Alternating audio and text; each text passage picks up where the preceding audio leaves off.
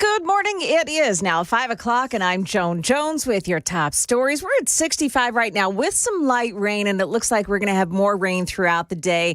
Stick around for Stefano's forecast right after the news. Well, it appears that the Department of Homeland Security is now investigating Nashville Mayor Freddie O'Connell and his actions during the joint ICE and Tennessee Highway Patrol operation to take violent criminals who are in the country illegally off the streets. That announcement at a so-called Stop the Invasion event in Nashville yesterday, hosted by Tennessee Congressman Andy Ogles.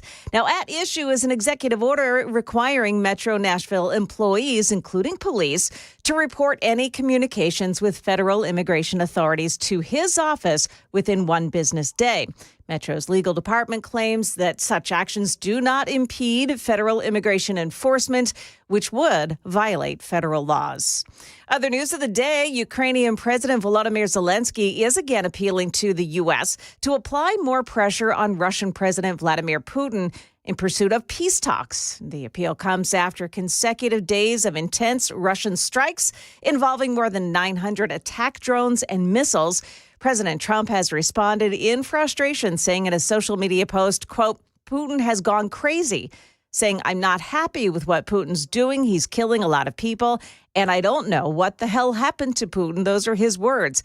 The Kremlin pushing back, though. They suggest that Trump's comments might be due to emotional overload. Over the long holiday weekend, second in command at the FBI, Dan Bongino, announced that the FBI is reopening three major cases. They include the 2021 pipe bomber who left explosive devices at both the RNC and the DNC the day before the riot at the U.S. Capitol, the cocaine found at the Biden White House over the 4th of July weekend in 2023, and the leak of the Roe v. Wade opinion from the Supreme Court. In Liverpool yesterday, dozens of people were injured after a driver plowed into a group of pedestrians as hundreds of thousands were gathered at a parade celebrating the Liverpool Football Club's winning English Premier League soccer title. 27 people transported to local hospitals. They include an adult and a child with serious injuries. Police said 3 adults and 1 child were pulled from under the vehicle. Now, the suspected driver here has been taken into custody. He is described as a 53-year-old British man from the Liverpool area. And in Fort Lauderdale yesterday, 11 passengers, including 2 kids, were injured when a boat exploded. This happened about 5:45 last evening. 13 people were on board the vessel.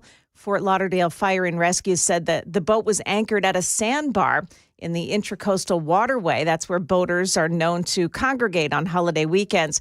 And when the driver turned the engine back on to head to the shore, that boat exploded.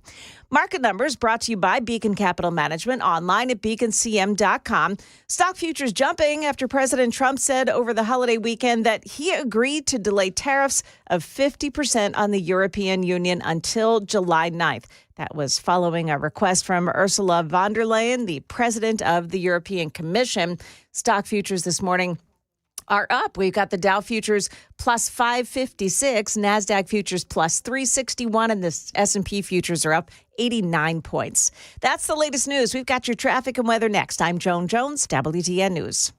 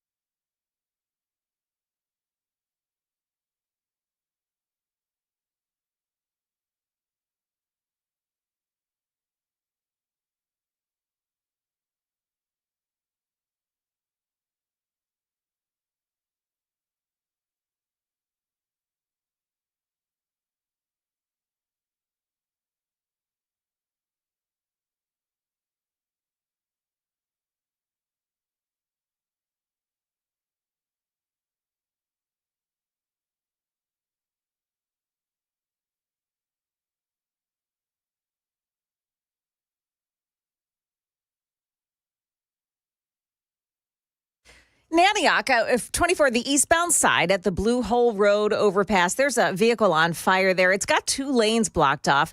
No big delays on the rest of the roads this morning. Traffic every 10 minutes every morning on Super Talk 99.7 WTN.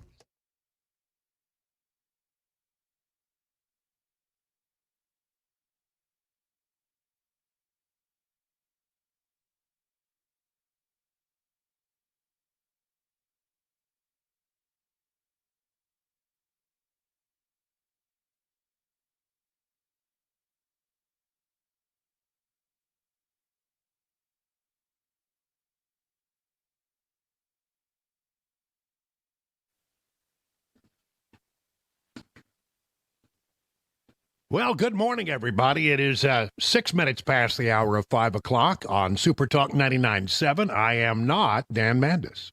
I'm not even close to being Dan Mandis. I'm Brian Wilson, Dan Mandis on vacation, taking some time with the family, cruising, and I've been asked to fill in here.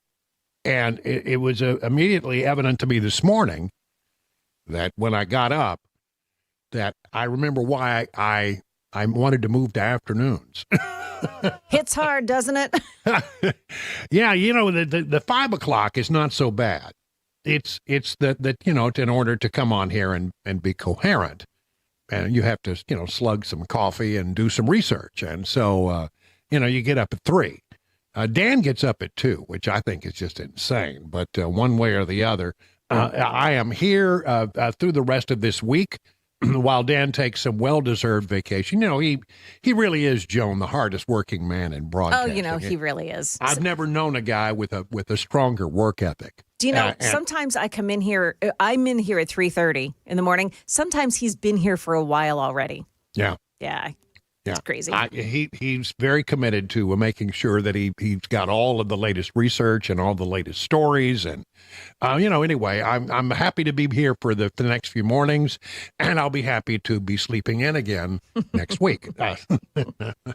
So anyway, good to be with you. I want to start this morning with a conversation about the big, beautiful bill. Now, to bring you up to speed, the big, beautiful bill that Donald Trump says is going to, really set things correct, has moved its way through the House and now goes over to the Senate.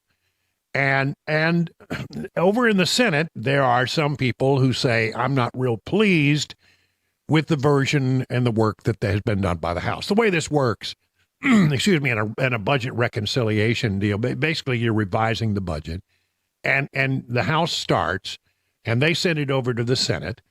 And if the Senate could, in its infinite wisdom, just rubber stamp it and send it back, but that never happens. And they decide that they need to put their touch on it.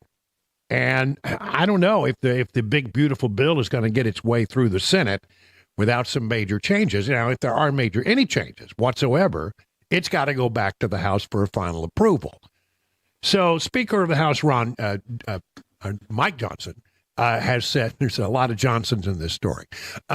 Mike Johnson says, look, we put together a good bill, and the House would do the Senate would do very well to sort of, not make a lot of changes. Here is the Speaker of the House. I met with the Senate Republicans, all my colleagues over there last week on Tuesday at their weekly luncheon, and I encouraged them, to do their work, of course, as we all anticipate, but to make as few modifications to this package as possible, because remembering that we've got to pass it one more time to ratify their changes in the House, and I have a very delicate balance here, a very delicate equilibrium that we've reached over a long period of time, and it's best not to meddle with it too much. So there are 5 different independent scores of this legislation. Every one of them says that it will increase the deficit somewhere between $3.3 and $4 trillion over the next 10 years. Not only are you kicking the can down the road, but you're making the problem worse. Well, now this is an interesting point. Now, by the way, that's Jake Tapper. This is where the speaker was, so we have a question from Jake Tapper. And Jake says, look, you're raising the amount of deficit. You're increasing the deficit. And he says, no, that's not really true. Now, how can there be a difference of opinion about that? I mean, the numbers ought to be specific, right? I mean, it either is or isn't balancing the budget. It either does or does not raise the deficit. And what I think is going on here, and I think the speaker explains it right here, is that everybody's looking at the CBO, the Congressional Budget Office. Well, the Congressional Budget Office doesn't do what it is called in the business a dynamic assessment of the situation.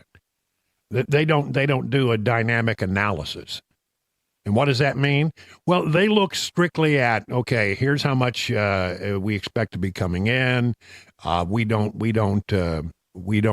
look at any of the things that are going on in the Trump world that are changing the situation.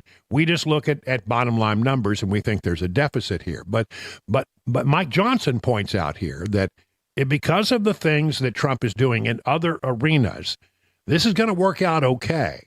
I think he's right about this. You're adding to the debt. Well, I think that is dramatically overstated, and here's why.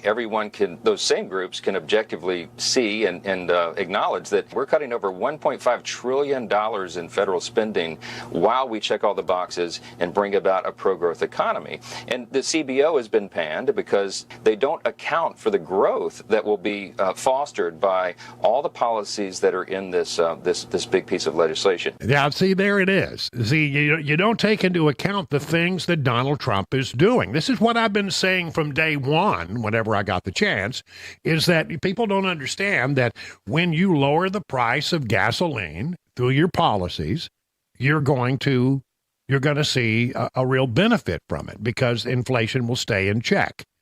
When you go out there and put together a package like this, you have to consider the other things that Donald Trump is doing that will have a positive effect on the income and the bottom line. This is not theoretical. Just remember the last Trump administration. After the first 2 years, we brought about the greatest economy in the history of the world, not just the U.S. The growth was off the charts. It was an average of about 3% of growth in GDP. Why? Because we cut taxes and we cut regulations. We're doing the same thing this time around, but on steroids. This is a much larger package, a much more robust package with all these features that will really get the economy going because wages will rise, job creators, entrepreneurs, risk takers will have more ability to expand their businesses. U.S. manufacturing onshore is being incentivized. All these things will work together to make the economy grow faster than many of these projections are putting forth. So we're not buying it. We'll see what happens, and we have the evidence to prove it from the past. Yeah, we know that tax cuts work. We know that when you cut spending, it helps. We know that you have all of these things going on. It will have an impact. That is not reflected in the CBO assessment. It's just not. That's just not the way the CBO works. And I think Speaker Johnson is right. However, he gets over to the Senate, and there's another Johnson, Ron Johnson of Wisconsin, who says he's not at all pleased with what the House has done. He's not convinced that there's enough cuts here. Look, I love Ron Johnson. He's a dear friend, and he and I agree on our philosophy. We're limited government conservatives. We want to limit the size and scope of the government and make it work more efficiently and effectively. My response to him, and we've spoken about this over recent months, is that we're doing the best we can with the vote numbers that we have. In other words, yeah, I mean, this is really true. He's right about this. They talk about politics being the art of the possible. We've got to turn this aircraft carrier. You don't turn an aircraft carrier on a dime. It takes a mile of open ocean to do it. And it took us decades to get in this financial situation. We can't just flip a switch and get out of it overnight. One of the people that my friend Ron Johnson really respects is Russ Vought, who directs the Office of Management and Budget. And Russ is a big champion for this piece of legislation. He calls it historic. And he's a fiscal hawk, and so am I. So we're doing as much as we can. And I just encourage Ron to remember, in the House, we have 220 Republicans, a wide range of perspectives and a wide range of districts represented, and I've got to get to 217 votes to get this thing over the line. So as much as we can in as big increment as we can, I think we've achieved that here, and I just want them to remember that we got to deal within the realm of what's possible. Well, which Johnsons, which of the two Johnsons do you believe? Do you believe the Speaker of the House, or do you believe the senator from Wisconsin? Here's what Ron Johnson says about it all. Oh, first of all, let me say I have nothing but respect for Speaker Johnson. Yeah, they always have to do that. I understand and sympathize. It's the law, when you speak of another member, you have to, the distinguished gentleman who's a complete jerk. That's basically the way it goes. With the challenge he has, I have, nothing but support for what President Trump is trying to do. I love the way he's acting boldly and swiftly, decisively to fix the enormous messes left by the Biden administration. So, from my standpoint, this is a budget reconciliation process, so we ought to talk about numbers. One of my disappointments with what the House process is about, the only number we ever heard about was $1.5 trillion, which sounds like a lot, but it's only $150 billion per year. And this is put in context of the fact that in 2019, we spent $4.4 trillion. This year we'll spend over $7 trillion. $150 billion on that is basically a rounding error. Yeah, you're talking about the spending. So we need to get serious cuts about this. We need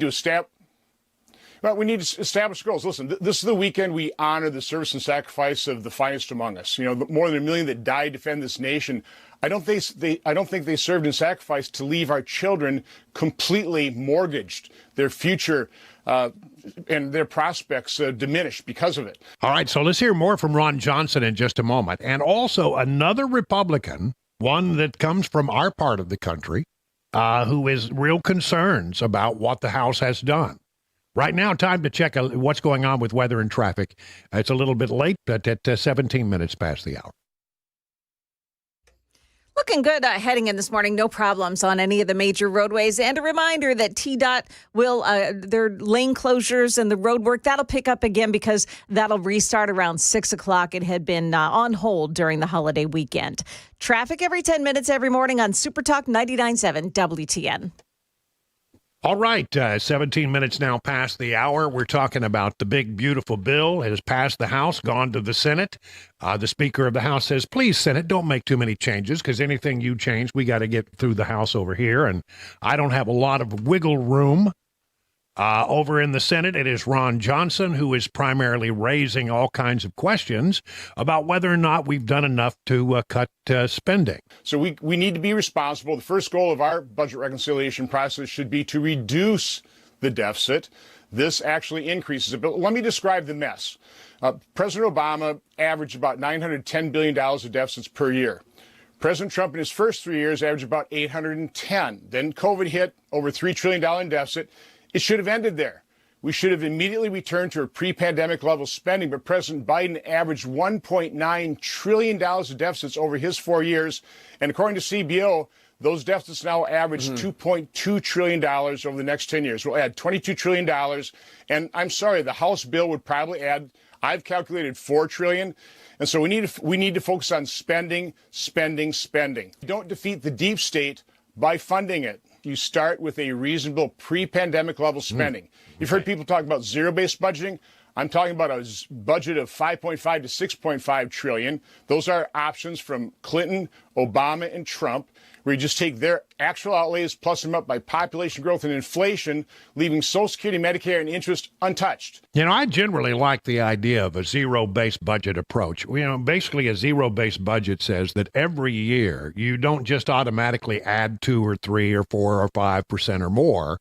What you do is you take a look at every single budget line and you justify it year after year after year. And that's what he says we need to do. That would leave you somewhere between $5.5 and $6.5 trillion. So you start there, but you have to do the work, and you need the time to do the work. I have to believe when you go through $7,000 billion of spending, if you go by it line by line, like DOGE has done, you will find hundreds of billions of dollars of spending that if you eliminate, no one would even notice it other than the grifters who are sucking down the waste, fraud, and abuse. All right, so Ron Johnson says, no, not enough cuts. The Speaker of the House, Mike Johnson, says, we did the best we could. The politics is the art of the possible. I have a very difficult group of people over here, and, we got something through. Don't make too many changes. Okay, so who do we turn to now to be the tiebreaker? Maybe Rand Paul of Kentucky. Now, look, Rand Paul, I generally, when Rand Paul speaks, I listen because I find him to be right. When everybody else is wrong, Rand Paul is often right. I mean, let's just go back to COVID. He had it right from day one. He knew exactly what was going on. Rand Paul this weekend. The bottom line is there is no free lunch. You can offer people free stuff, but if you're borrowing money to do it, you end up punishing them with inflation. The same people that are getting the free stuff are also being punished by inflation and never seem to creep out of poverty or climb up out of poverty. So it's a bait and switch. It isn't good. But I do think the deficit is a threat to our country. I think it's the greatest threat to our national security. And so I think you can't do this. We bring in about $5 trillion in revenue, and we spend $7 trillion. That's about what we do. The $5 trillion is consumed by Social Security, Medicare, Medicaid, food stamps, and other welfare programs. Maybe we need to cut some of those back. Maybe that would be helpful. What do you think? Mandatory programs consume all of it. So the people say, well, we're taking this off the table and we're not going to touch any of those programs. Well, they're just not, frankly, serious. I'm all for the DOGE cuts, and I'll vote for every one of them. But, you know, the administration now is afraid to send them back because Republican leadership on both sides is saying, we're not sure we can pass a $9 billion cut. And so what we're really stuck with is the math doesn't work. All the great DOGE stuff, all the great stuff Elon Musk has done is out there. And people are going to wake up in about 2 months and say, how come the deficit's still $2.2 trillion? Where did the savings go? People are going to be very disappointed, conservatives. And I'm the one ringing the alarm saying they're not doing anything. They're not sending us a rescission package. They're not cutting spending. Somebody has to stand up and yell, the emperor has no clothes. And everybody's falling in lockstep on this. Pass the big, beautiful bill. Don't question anything. Well, conservatives do need to stand up and have their voice heard. This is a problem we've been facing for decades now. And if we don't stand up on it, I really fear the direction the country is going. There you go. So where do we stand? Now you say, well, Wilson, on one hand, you give me one thing, and then on the other hand, you give me, another thing, and I'm not sure where we are. I'm not really sure either. Here's the bottom line. Will the Senate make changes? Yes. Will the Senate be able to make the big changes?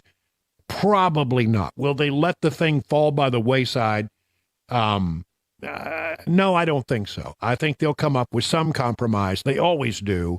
I mean, the one thing that you got to understand is that while I think Ron Johnson and Rand Paul are patriots, and I think that they truly are raising real concerns here, I don't think that they have bought into the argument made by the Speaker of the House, and it's one that I subscribe to, that, when you do other things, it will have an impact, a much bigger impact than perhaps you realize.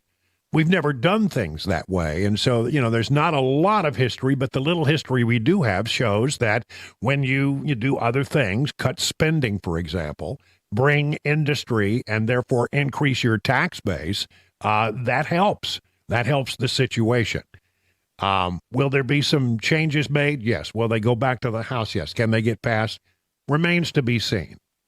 That's where we are on this matter. But I got to tell you, I think that at the end of the day, there is a momentum here. And yeah, I think is it perfect? No, I've never seen a piece of legislation that is perfect. Is there always something that somebody can question? Is there always something that somebody says, I don't like this, I can't take it? Yeah, it's almost always the case with every piece of legislation. At the end of the day, I think the House and Senate will come together and the big, beautiful bill will pass in some form. And I think that what will then happen is you'll start to see this economy and our situation in America with the deficit and et cetera start to get radically more, much better, much better. You're going to see things happen with regard to the deficit going down. Why? Because we're cutting spending. We're not just going out there and saying we want tax cuts, which will help. Believe me, they will help. They'll help you, they'll help me, and they help the bottom line. At the end of the day, when people have more money to spend, they spend it in ways that help the economy and therefore makes everything just a lot sounder than it has been. So there's that. And I buy into that. And I think that's probably exactly how it's all going to play out. So we'll see exactly how it happens. But right now, At least it has gotten through the House of Representatives, passed by only one vote there. I mean, that's the narrow margin that Speaker Johnson has to work with in the House when it goes back. So anything you do in the Senate has to find acceptance by the House of Representatives in this reconciliation process. And as we know, because we just saw it, it's going to be a very, very close vote. You can't make too many changes. So we'll see what happens. Rand Paul, Ron Johnson, the real deficit hawks in the Senate, still raising noises about the things that are being done. Not enough, not enough. I think it is likely they are underestimating the benefits of the other things that Donald Trump is doing that will have an impact on our economy. 26 minutes now past the hour of 5 o'clock.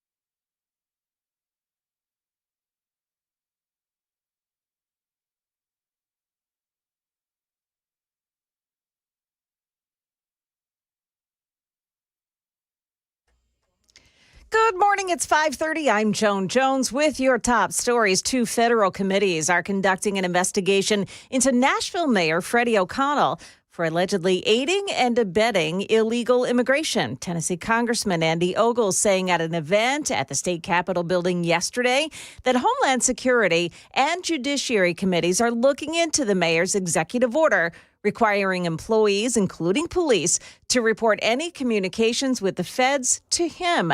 They'll also look into whether or not the city used federal dollars in criminal enterprise related to immigration.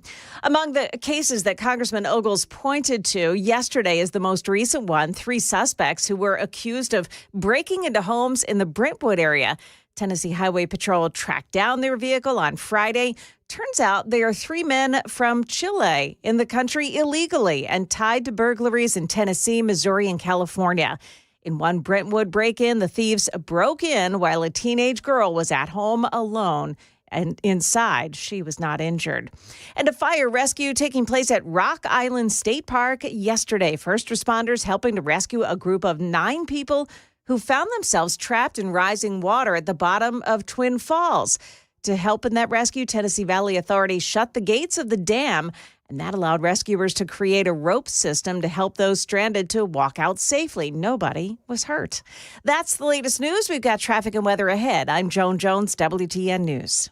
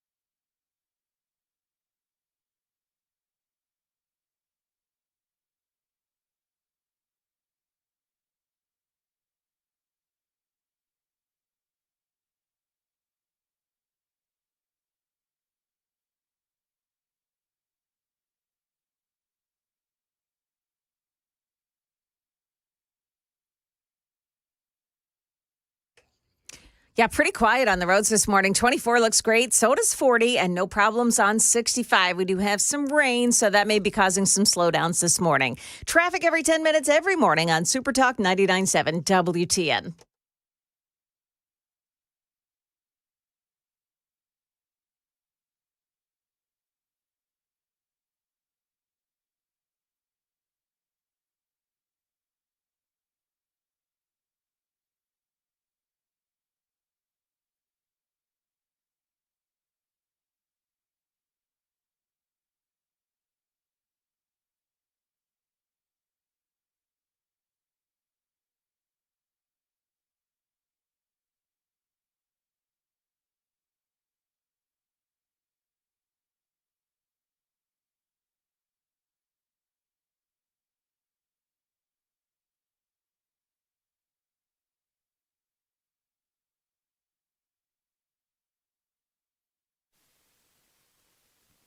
It's 36 minutes past the hour of 5 o'clock. Good morning, everybody. Brian Wilson in for Dan Mandis on Nashville's Morning News. This is the time where we all just chat about what's going on. And you know, I dug up some interesting stuff. Joan Jones. Yes, sir. I wanted to talk to you specifically about this. Did you see this video? Oh, yes. I know of which one you're Emmanuel going to... Macron's wife? Yes. Oh, my gosh. Wow. I mean, this is a television story because, you know, the video really tells it all. But let me see if I can sort of describe it for you. So he's on a trip to Vietnam. Macron, the president of France. And he's getting ready to get off the plane. And you can see him sort of at the top of the stairs. This is the way it appears to me. And then off to the side, you see somebody take their hand, grab him by the chin, and shove him. And he has this. There is, boy, you talk about a change of a facial expression in rapid succession. Because he first looks first right thing is down. shock. Yeah, shock. He looks right down at the camera, realizing that was just filmed. Yeah, he first thing he does is the look on his face is one of abject horror. Like, what did you just do to me? And then the second thing is he realizes the cameras have captured this all, and so he then smiles and waves at the camera. Yes. Turns out it was his wife. And you know that because that hand that shoves his face is wearing a long sleeve red something top. Right. And as she comes into the picture, she's wearing a long sleeve red top, and actually he puts his arm out to lead her down the steps, and she sidesteps him. No. Yeah.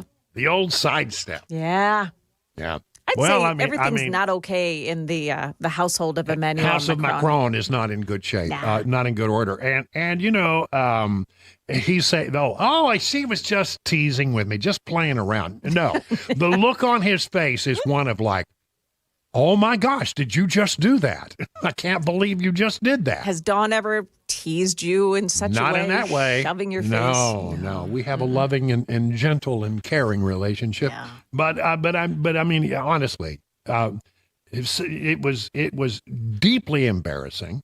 And what's more embarrassing about it is, you know, what do you say? I guess you have to say, oh, we were just messing around. Yeah. But nobody buys that. Nobody, I mean, you know, because just the look on his face when it happened was just so shocking. Yeah, it was pretty sad. I actually felt bad for him. I've never felt bad for Emmanuel Macron before, but that I felt bad for him. Yeah, that's right. Yeah. So did y'all have a good Memorial Day weekend? Yes. Chilling out with the fam, making steaks on the grill. Oh, it was good. Oh, that's good. Well, we had to go to Charlottesville for a family matter, and we're down in Charlottesville. Spent a couple of nights in the big motorhome. Well, it's really not that big. It's not, especially when you have two people in it. 2 people, and you're not a short person. You take up some space. I do. And I bump my head a lot, but that's but you do. There's nothing I can do. But at least you're in Charlottesville. That's a very pleasant place to be. Beautiful town. Yeah. I don't know that I've spent a great deal of time over the years in Charlottesville. If I've been there before, I don't recall it. It's a beautiful town. I mean, it's full of greenways and butterfly parks and biking trails, and I mean, just a lot of green built into the city plan there. I like what they did there. I like what they did a lot. Have you gone down the square and gone through the? Yeah, that's where we were for our event, and we were downtown. So yeah, it's very nice there. Very, very, very nice. Yeah. So that was our trip. Scrambled back. And then yesterday, I knew that I was going to have to do this, and I made the probably not great decision to completely rebuild my studio yesterday. You did it yesterday. I did it yesterday. Knowing that you're going to be on the air today. Yeah, today. I thought, well, I've got this new computer. I'll get it. And, you know, changing out the computer on a system like this is a lot of trial and error and a lot of troubleshooting. But so I thought, well, I'll be done by 2-3 o'clock in the afternoon. I can, you know, go. I didn't get back to the house till nearly 9. Wow. Yeah. I mean, Wow. yeah. I don't know. It was just, but I finally got it. It's working. I mean, you can hear me, right? It sounds great. Yes, you can test that microphone. And you can see me. Mm-hmm. All right. That was one of the bigger problems, was getting where you could see me. But one way, I got that all done. Hey, KGB, I did not know the story of why you were called KGB. Blame Murphy. Yeah, I know. Well, he is the causer of a lot of that kind of stuff.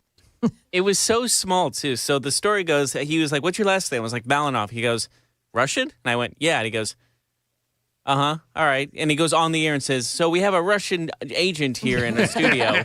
Doesn't even blink. He would say, it was being said so quickly, I thought it was KBG. And I thought, KBG, cabbage? I'd just call him Cabbage?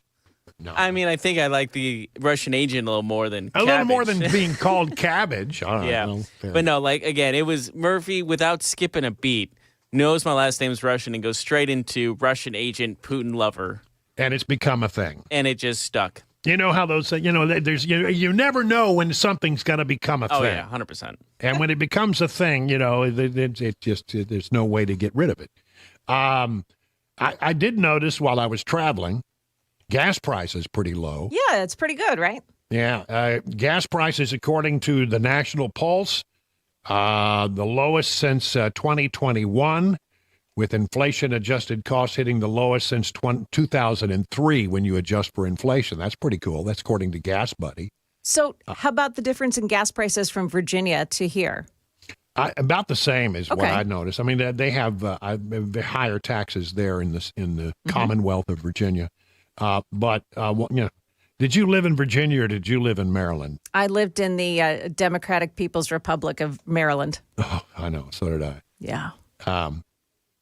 And I never actually- more happy to get out of a place. Amen. But Yeah. we lived in Annapolis, which is, home to the beautiful sites of the Chesapeake Bay and the Naval Academy, and it Yeah. was beautiful. Yeah, it's a beautiful place. It is, but If you've never been to Annapolis, you should go yeah, and eat some crabs.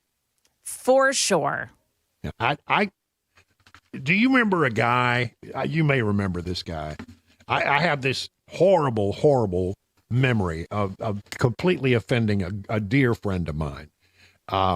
There was a guy that I worked with at Channel 5 in D.C. named Patrick McGrath. Oh yeah, You remember Patrick McGrath? yes. The White House. He used to cover the White House for WTTG, and I covered Capitol Hill, and we became good friends. And and as a lovely gesture, he says, "Come out to my house," which is on the Chesapeake Bay.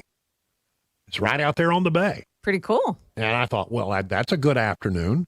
So I went down there, and we showed up an afternoon. Hey, guess what I did? Oh, you're going to be so excited about this.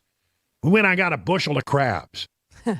and let me just say, little blue crabs like that, it takes a lot of work to not get much meat. Yes. And I'm not, when it comes to food especially, not particularly a patient man. I like my food, and I like to eat it quickly. And I don't, but when I said, because I really don't enjoy that whole process. It really is an art. Sort of gross, actually, to be honest with you. You got to hammer them, you got to crack them, you got to wipe. Some of it's edible, some of it's not, and it's just a messy, nasty process. Especially and I if guess they're the females. Yeah. And what I did not come to understand at that time was that it's really considered more of a social event. Absolutely. It's really, you don't really have to eat a crab if you don't want to. It's mostly just being there and drinking beer and Yep. and picking crabs. Yes. And believe me, you can pick a lot of crabs and not get a lot of meat, but one way or the other. And I told him, really? And I guess the look on my face was just enough that he realized. And I felt like I really hurt his feelings, as he was excited about it. And I, on the other hand, was repulsed by it. So. Yeah, it definitely is an art. You spread out the newspaper on the table. Yep. Get you a beer. Yeah, and but it's chat for a beautiful. few It's hours. beautiful in Annapolis. You should go see the Naval Academy. Take the It is tour. really The quite. tour is great. I saw they did the graduation there this weekend. Yes, and JD Vance was there. So funny, my daughter is she's a marketing manager for Chick-fil-A's in that area. Yeah. So they had a setup there at the Naval Academy for the big commissioning day. She texted me. She said, "Mom, Secret Service is going through our ice buckets right now." Wow. Yeah. Yeah. That's something. It was well. pretty It was a good. interesting. It was a good. I actually covered one graduation there. I forget who was speaking. I can't remember. It may have. I don't remember, but I went to one years ago. Yeah. And at the end, where they throw the caps in the air, and that's all a big deal. You Yeah. know? And then I grabbed a cap. Oh, And you I did? Well, I did because I was right there, and Nice. and it was just laying on the ground, so I grabbed it. Then I felt like I really shouldn't have this cap. And then on the inside is the name of the person it belonged to, and so I made an effort to get it back to them.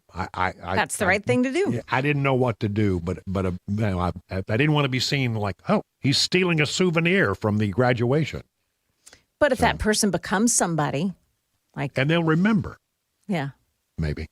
I don't know. it would give you the chance to meet that person later in life. If they became the vice president, you'd say, "Hey, I've got your cap from the I got Naval your cap. Academy." That'd be cool. Yeah. Yeah. All right. Who's the loneliest people? You know, the loneliest people on Earth. The loneliest people on earth. Yeah. Elderly people? Liberals. Yeah, maybe. I mean, I could see those are both good answers.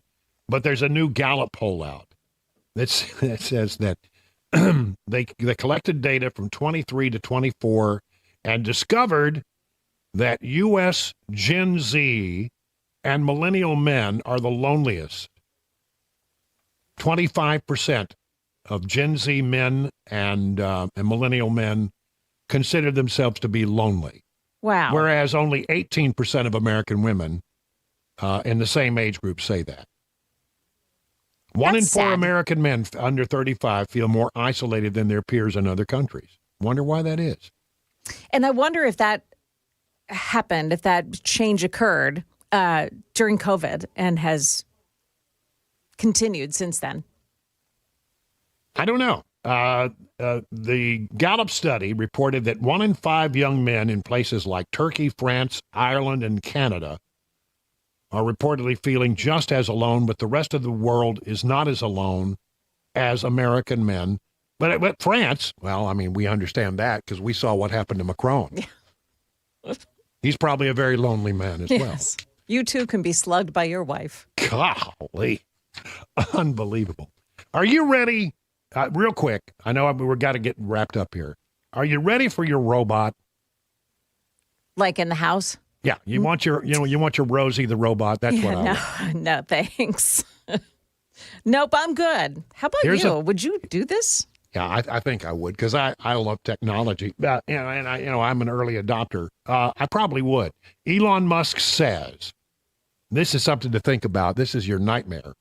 That tens of billions of humanoid robots will exist by the year 2040. Yeah, that is a nightmare. There's one coming to a home near you. All right, 50 minutes now past the hour of 5 o'clock.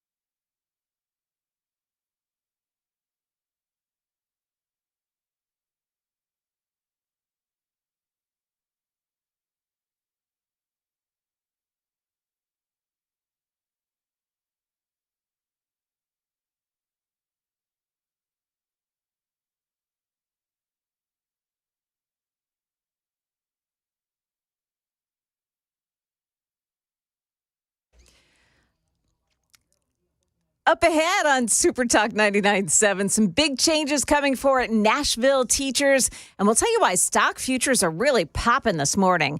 That's coming up here at 6 o'clock on Super Talk 99.7 WTN.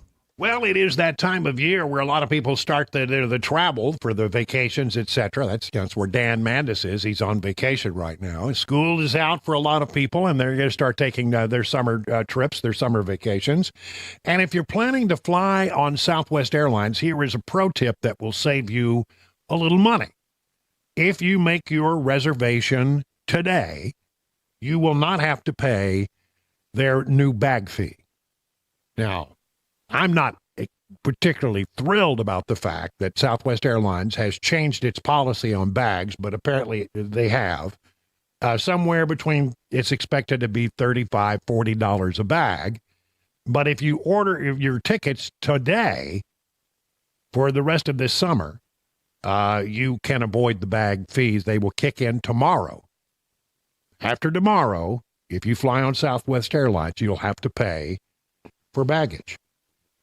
And there's not a lot of things that people, and you don't get to use the old, you have assigned seating, which to me, a lot of people like assigned seating. I didn't. I like to play the game. I knew how to work the system, and I knew how to get a decent seat on a Southwest Airlines flight, which I fly a lot.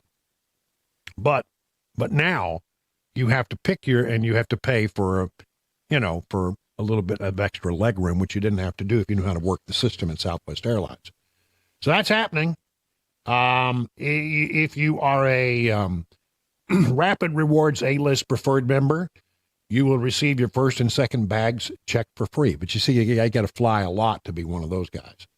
A-List members, Rapid Rewards credit card members will receive their first checked bag for free. I do have a credit card, so that'll help me a little bit. If you fly Southwest Airlines from island to island in Hawaii, they still don't charge you for the bags. That's weird. I don't know why, but that's apparent. I'm guessing that their competitors don't charge for bags, so they can't afford to do it there in Hawaii. So I have a question. Yeah. I'm flying out on Southwest tomorrow. Yeah. Bought my tickets a while ago, so I'm You're good with the whole. Yeah. But what about the seating? Do I still need to do that 24-hour check-in 24 hours before boarding? I don't know. That's a good question, and maybe somebody who can help us out with that and give us an answer. I don't know how that's all going to work, but I mean, it was never assigned seating. It was first come, first served. Yeah. You have to check in right on the money. And the way I worked it was because I wanted, there are a couple of seats back on the exit aisle, the window aisle where you exit through the window if there's to be an emergency, and you if you get on the plane first, then you have a pretty good chance of getting one of those exit rows with extra leg room. Which was something but now that won't be possible. Yeah. You'll pay extra for that. Well, I guess I'll have to let you know how that goes. Yeah, let me know. I'd be interested to know how it all goes. But I mean, the things at Southwest Airlines are indeed a changing. And then, the other thing is, we've got an air traffic control system that is just stressed to the max.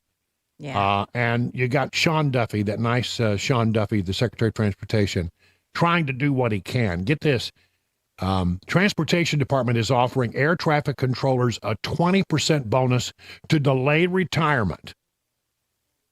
Well, that's one way to keep them around.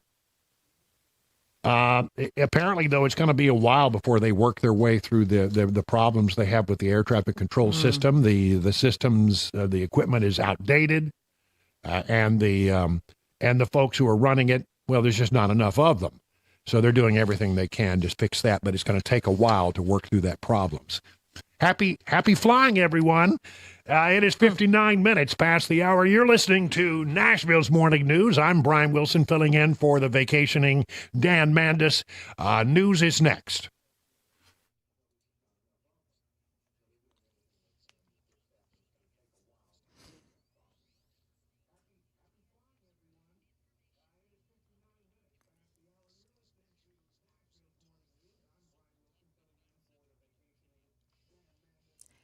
Good morning. It's now 6 o'clock, and I'm Joan Jones with your top stories. We're at 65 degrees right now, and it is overcast, but we are expecting some more rain today. Our mushrooms are growing some fungus. We're going to have it all day long. Stick around. Stefano's got your forecast coming up right after the news. Some big changes coming for substitute teachers in Metro Nashville Public Schools.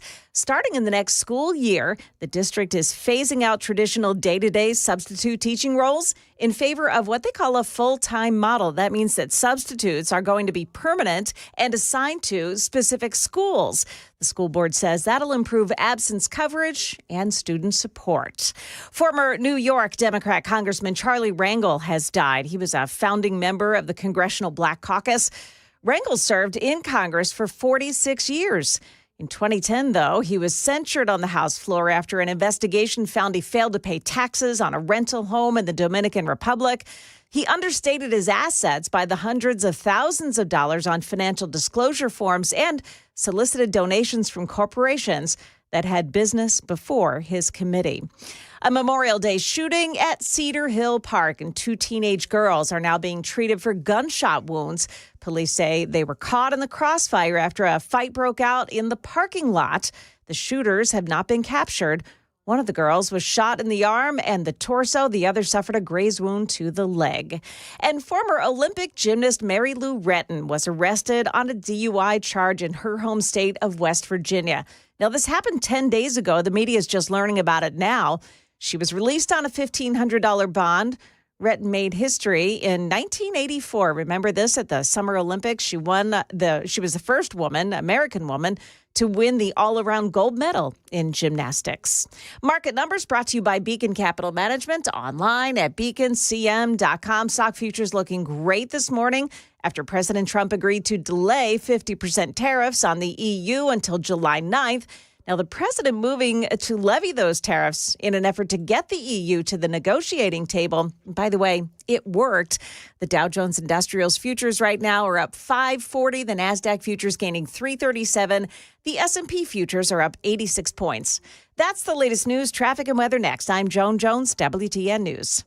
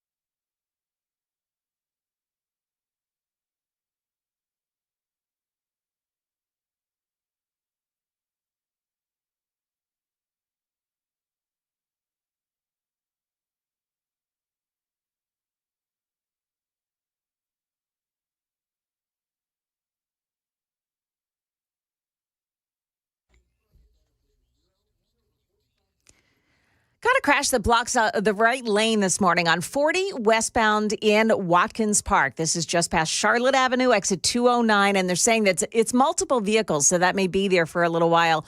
Also, TDOT's holiday, no new construction zones. That's over as of this hour. So long-term construction projects and pothole repairs, that will all begin again after 6 o'clock this morning. Traffic every 10 minutes every morning on Super Talk 99.7 WTN.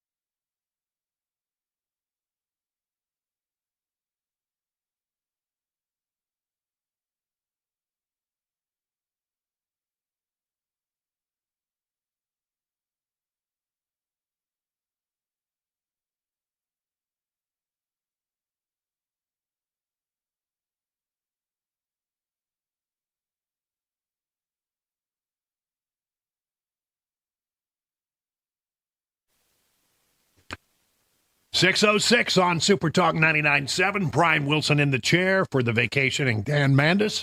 Excuse me. Sorry. I got a frog in my throat. Hey, listen, we got all kinds of stuff to talk about in this second hour of Nashville's Morning News. Yesterday, Congressman Andy Ogles held a press event down at the state capitol. And he's upset with Mayor Freddie O'Connell for, him continuing to support the illegal immigrants who are in our community, while ICE is trying to get rid of, in many cases, dangerous illegal aliens and get them deported from the country. He held an event yesterday and said that he thinks that perhaps the mayor has crossed a line when it comes to doing this kind of thing that may be in violation of the law. Here is Andy Ogles. The individuals that the mayor is standing with are murderers, rapists, drug traffickers, sexual predators, child traffickers. The list goes on. I mean, can you hear in the background? Because there were protesters outside, and at one point they started pounding on the windows down there at the state capitol while he was trying to conduct this. By the way, it was a lot of other Republicans as well who stood with Andy Ogles.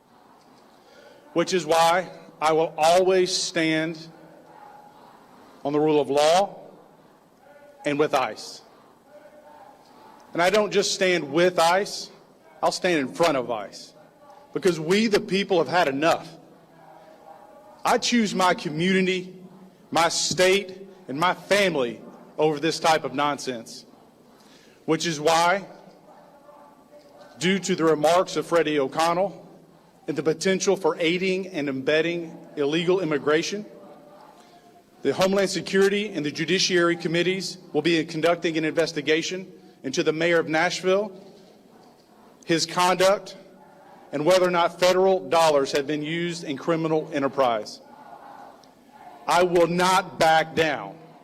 I will not relent. And I will always stand with law enforcement. I want my community and I want my country back.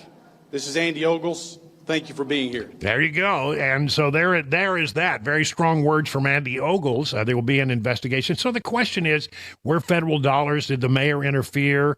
I mean, you're not allowed to interfere with the actions of a law enforcement organization. And the question becomes, is he officially interfering by telling the police department not to get involved? Is he interfering by encouraging these other groups? And the federal dollar thing, where does that come from? Well, Nashville, I've been doing a lot of reading about this particular subject, dollar research. Turns out the city of Nashville got a bunch of COVID money. A lot of cities got COVID money. Every city got COVID money, I think. And they had to spend it. And so they gave a big grant to a couple of the organizations that are doing everything they can to support these illegal immigrants in our community. Now, that's the federal dollars. Were they misspent? There's a question there that needs to be investigated, and Ogles says he's going to investigate the matter. Here's from the Tennessee Star. Protesters were recorded pounding on the windows of the Tennessee state capitol as he held a Stop the Invasion press conference inside, joined by Tennessee lawmakers who expressed support for the efforts by the U.S. Immigrations and Customs Enforcement agencies to remove illegal immigrants from the volunteer state.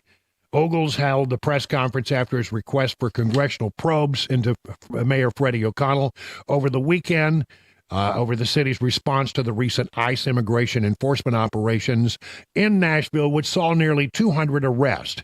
95 of these individuals had previous and pending criminal charges, some of them bad hombres, no doubt about it.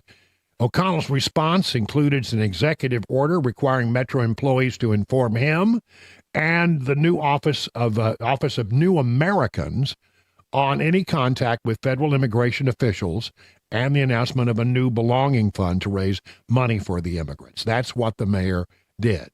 And so is that interference, is the question. Look, there's no doubt about it. Bad people were in our community. I'm in favor of getting bad people out of our community. I'm sorry. They're here illegally. They broke the law. And in many cases, these, not all, but in many cases, people that are here illegally are here because they got into entanglements with the law in the country from which they originated. Some of them are Tren de Aragua. Some of them are MS-13. And the not good. And of course, we've been looking very closely at some of these matters in the Nashville area. And so Ogles says that O'Connell has acted badly, and he's going to conduct an investigation. From WKRN, 2 federal committees will be conducting an investigation into Nashville Mayor Freddie O'Connell for allegedly aiding and abetting illegal immigration, according to Tennessee Congressman Andy Ogles on Monday. The congressman, along with a gaggle of Tennessee elected officials at the state level and representatives from law enforcement agencies, announced the Homeland Security and Judiciary Committees of the Congress will look into the mayor, his conduct, and whether or not the city used federal funds in, quote, a criminal enterprise related to immigration. That will be interesting to watch in the days ahead. Same story, basically across the board. Now, there are other immigration stories that are pretty interesting. The individuals. Pretty interesting. An Ohio senator, are you ready for this one? An Ohio senator, Senator Bernie Moreno, has formally requested an investigation from the Department of Homeland Security Secretary Kristi Noem and the FBI Director Kash Patel. That he wants to know, Senator Moreno wants to know, how a 24-year-old Venezuelan national, reportedly in the U.S. illegally, was able to pose as a 16-year-old high school student for more than a year. How does that happen? In a letter sent to the agency Wednesday, Moreno described the horrifying situation. I ask that you take any and all lawful measures to enforce our federal immigration and criminal laws against an alleged Venezuelan illegal alien adult male that may have defrauded federal and state government agencies while allegedly preying on minors in Ohio. According to the report from Fox News, the individual, identified in documents as Anthony Emmanuel Labrador Sierra, also known as Tony Labrador, was enrolled in high school, joined the boys' swimming team, and even competed in state sectionals. Wow. It was Perrysburg High School, under the name and age of a 16-year-old unaccompanied minor. After a preliminary investigation, a fraud case was established and handed over to the department's directives for further investigation. Charged with forgery, being held on a $50,000 bond. I heard Chris Hand talk about this a while back, and I thought it was pretty interesting. The trucking industry, as you know, the government is taking steps to close a legal loophole that has allowed logistics companies to employ truck drivers who may not have the necessary credentials to do the job. In April, President Donald Trump signed an executive order directing the Transportation Department to take action to prevent drivers who are not proficient in English from operating commercial trucks in the United States. The stories that Chris Hand got from truckers who were, driving through, listening to WTN, we are the official radio station of all great truckers. It was shocking how many of them had these horror stories of running into people who were driving big rigs down the road who clearly could not read the traffic signs and clearly did not speak English. How do you accomplish that? How does that happen? But apparently it's a big problem. And a trucker shortage there was for a while, and may still be, I don't know. They decided that they needed to do whatever they needed to do to keep the trucks rolling, but this is apparently a problem. And now we hear that the trucking industry and the insiders within the trucking industry, according to the Epic Times, are doing everything they can to try to bring back English proficiency checks. More immigration-related news coming up in just a moment. Let's check on what's going on with our traffic.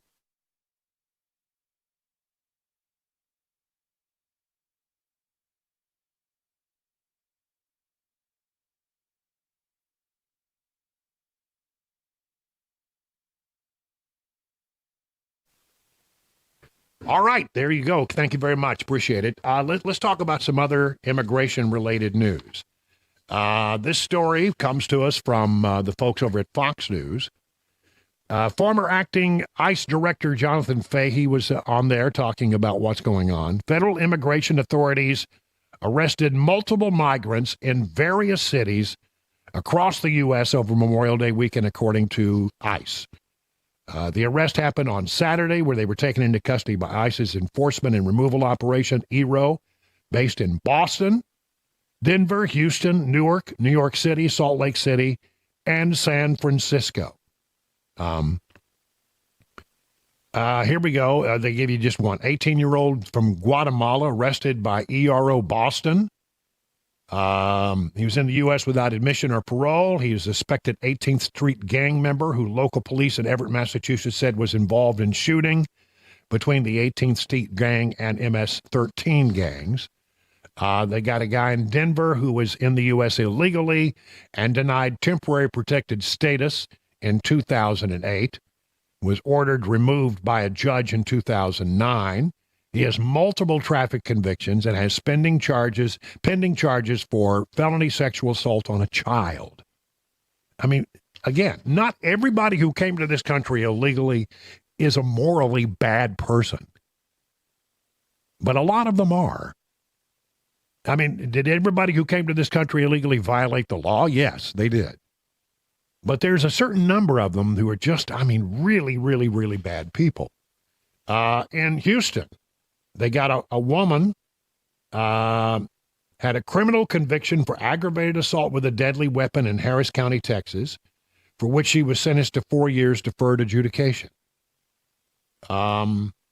Newark, they got a guy named Eduardo Sanchez Hernandez, entered the U.S. without authorization, has a criminal history that ICE says indicates an arrest and pending disposition on charges of sexual assault of a victim under the age of 13, and endangering and sexual conduct with a minor. I mean, come on. Why in the world are Democrats continuing to support the folks of this nature? But they are, and they do. You know, it didn't work out well for them in the last election because Hispanic voters went with Trump. Hispanic voters, I think the Democrats were shocked, stunned, and amazed that Hispanic voters did not like what was going on with immigration in this country. But they definitely sided with Trump, fully aware that he was going to do everything that was necessary to get rid of people who shouldn't be in this country. It's pretty interesting.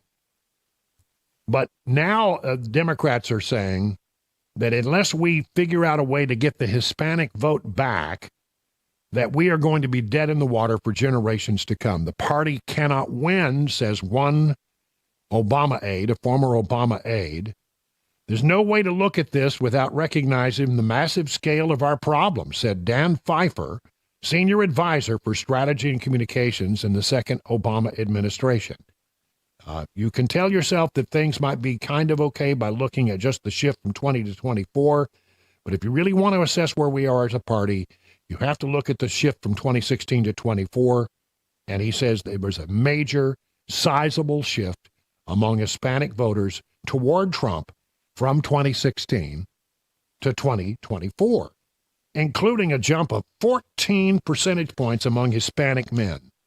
Hispanics are particularly powerful because of how the population is distributed in electoral-rich Sunbelt states like Texas, Florida, Arizona, and Nevada.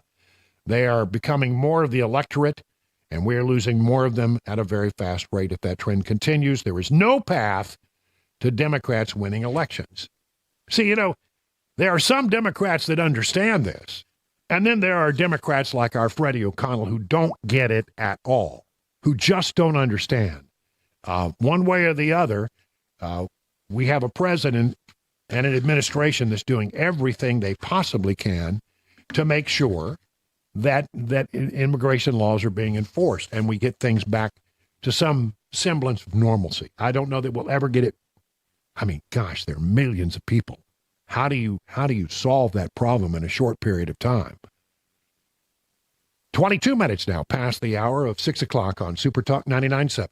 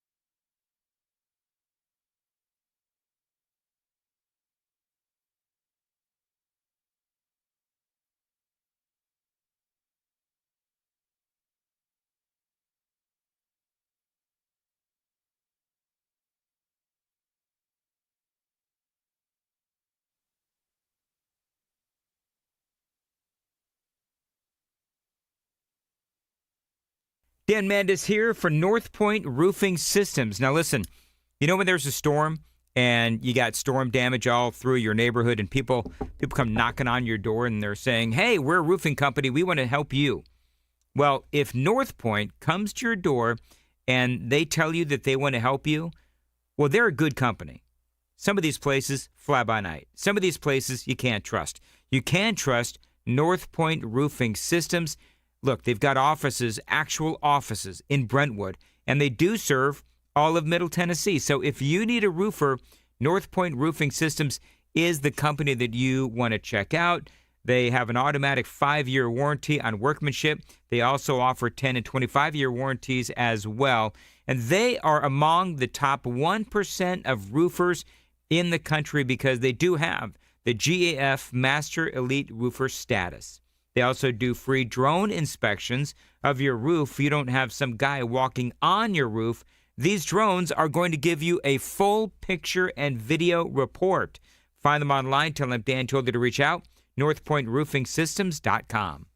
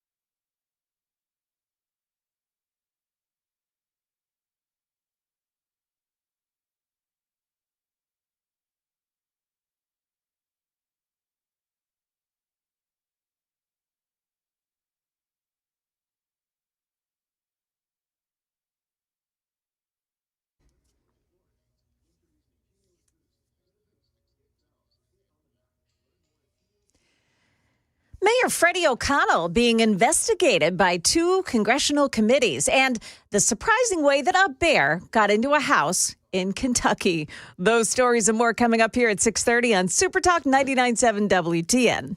All right, it is 27 minutes now past the hour of 6 o'clock on Super Talk 99.7. You're listening to the Nashville Morning News with Dan Mandis, but I am decidedly not Dan Mandis. Dan Mandis is on vacation.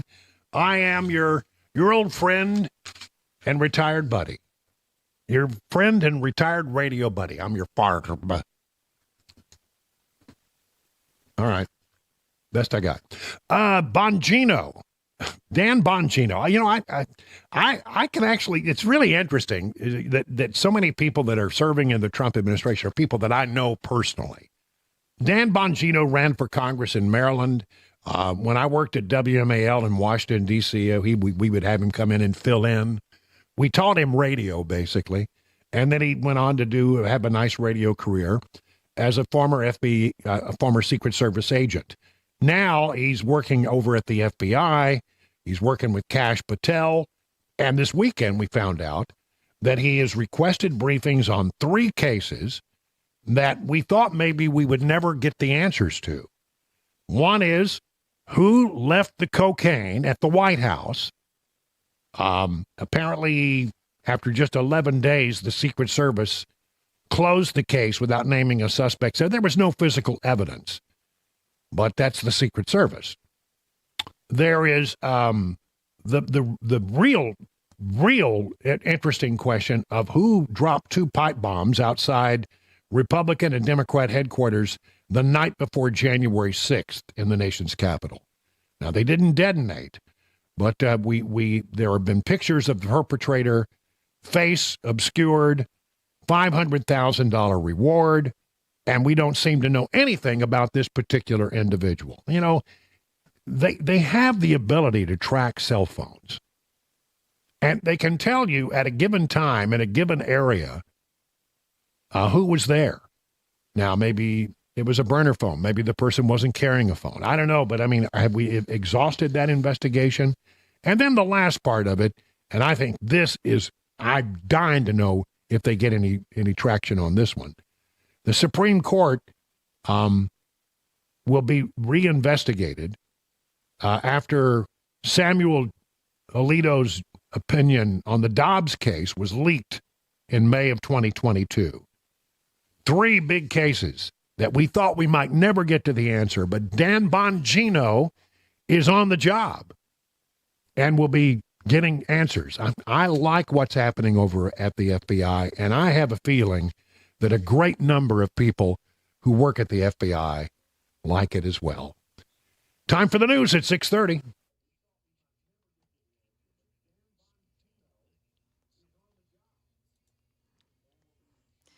Good morning. It's now 6:30, and I'm Joan Jones with your top stories. Couple of congressional committees taking a deep dive into the actions of Nashville's Mayor Freddie O'Connell during the recent ICE operation to take violent illegals off the streets.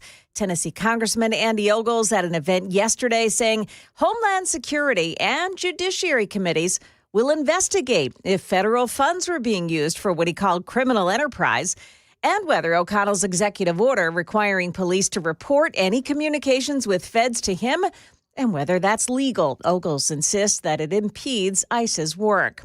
3 street racers arrested over the long holiday weekend. Nashville police spotted a white Ford Mustang performing reckless stunts in a parking lot on Trousdale Drive. Now, when police tried to stop that car, the driver fled. That's when Tennessee Highway Patrol stepped in with a helicopter assist. Well, eventually, the driver pulled into a gas station, and police were able to make 3 arrests. They were all young girls, ages 18 and 19 years old, and alcohol containers were found inside the car. Now, the driver, Melanie Serrano Sanabria of Gallatin, had no driver's license. She and Gabriela Lopez Naranjo and Camila Paolini Jerez were all arrested. Now, this story, as reported by Fox 17, does not include whether the women are in the country legally. And in Kentucky, police received reports of a bear inside of a house in Bell County. And when the game warden arrived, he found a bear sitting on the stove of a home. They say it appears that bear had climbed a ladder outside, squeezed through an opening in the attic, and then promptly fell through the ceiling. The game warden was able to chase the bear out of the home through an open door. That is the latest news. We've got your traffic and weather next. I'm Joan Jones, WTN News.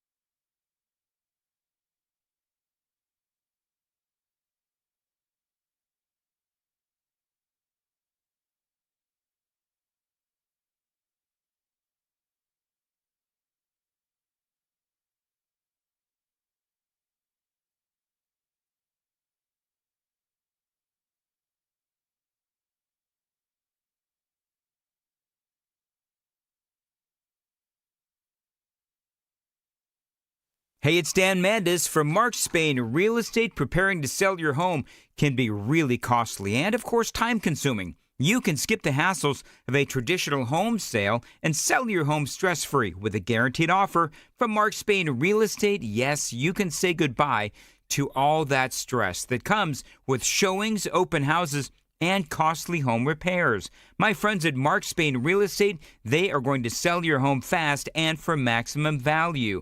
So if you're thinking about selling your home, you can receive that all-cash guaranteed offer from Mark Spain Real Estate. Now, one of their clients, Tyra, had this to say. Thanks to Mark Spain Real Estate, she says our home had several cash offers within 24 hours of it being on the market, and we closed in less than a month. With their guidance, the transaction was more seamless than we had ever hoped. Selling your home is one of the biggest financial decisions you'll ever make, so who you work with matters. With over 12,500 five-star reviews, you can trust the top real estate team in America to sell your home for top dollar. Call 855-299-SOLD or go to markspain.com to get a guaranteed offer on your home today. That's markspain.com. It's Start Packing.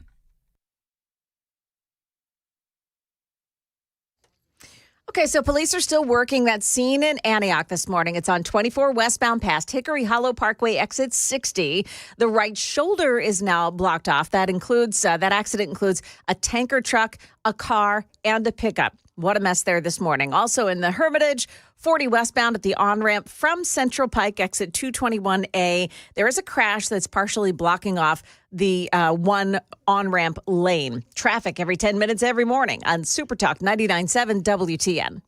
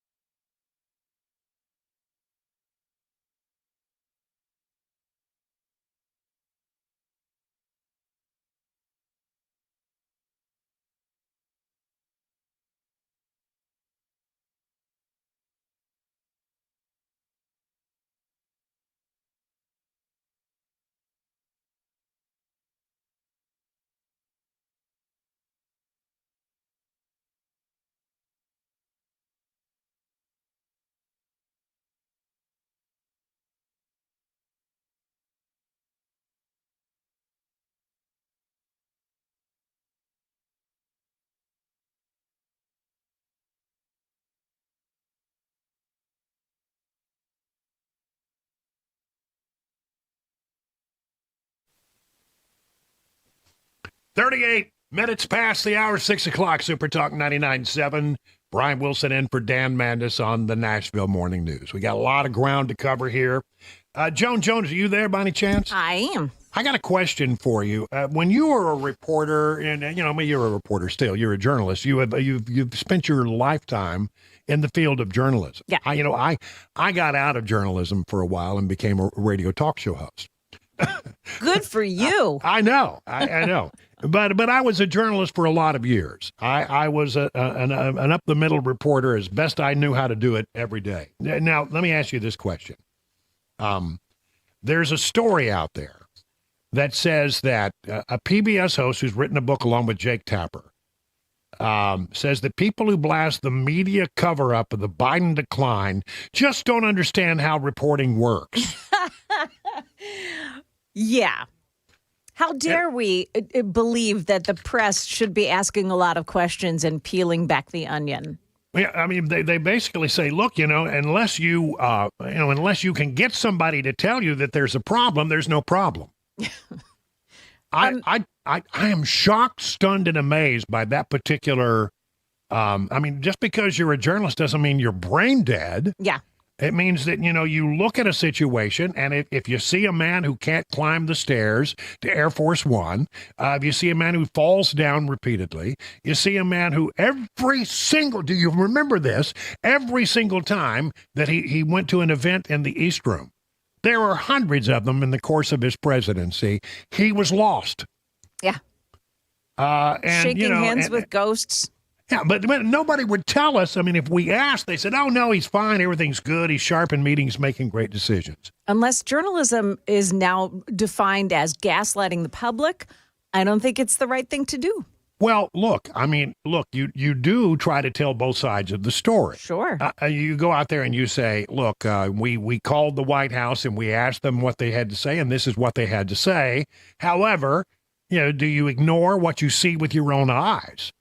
And I'm shocked, stunned, and amazed that Jake Tapper and this other guy, what is his name? Alex Thompson. Yeah, it was Axios. They wrote this book together. Yeah. So they're out there doing the interviews to, sell the book.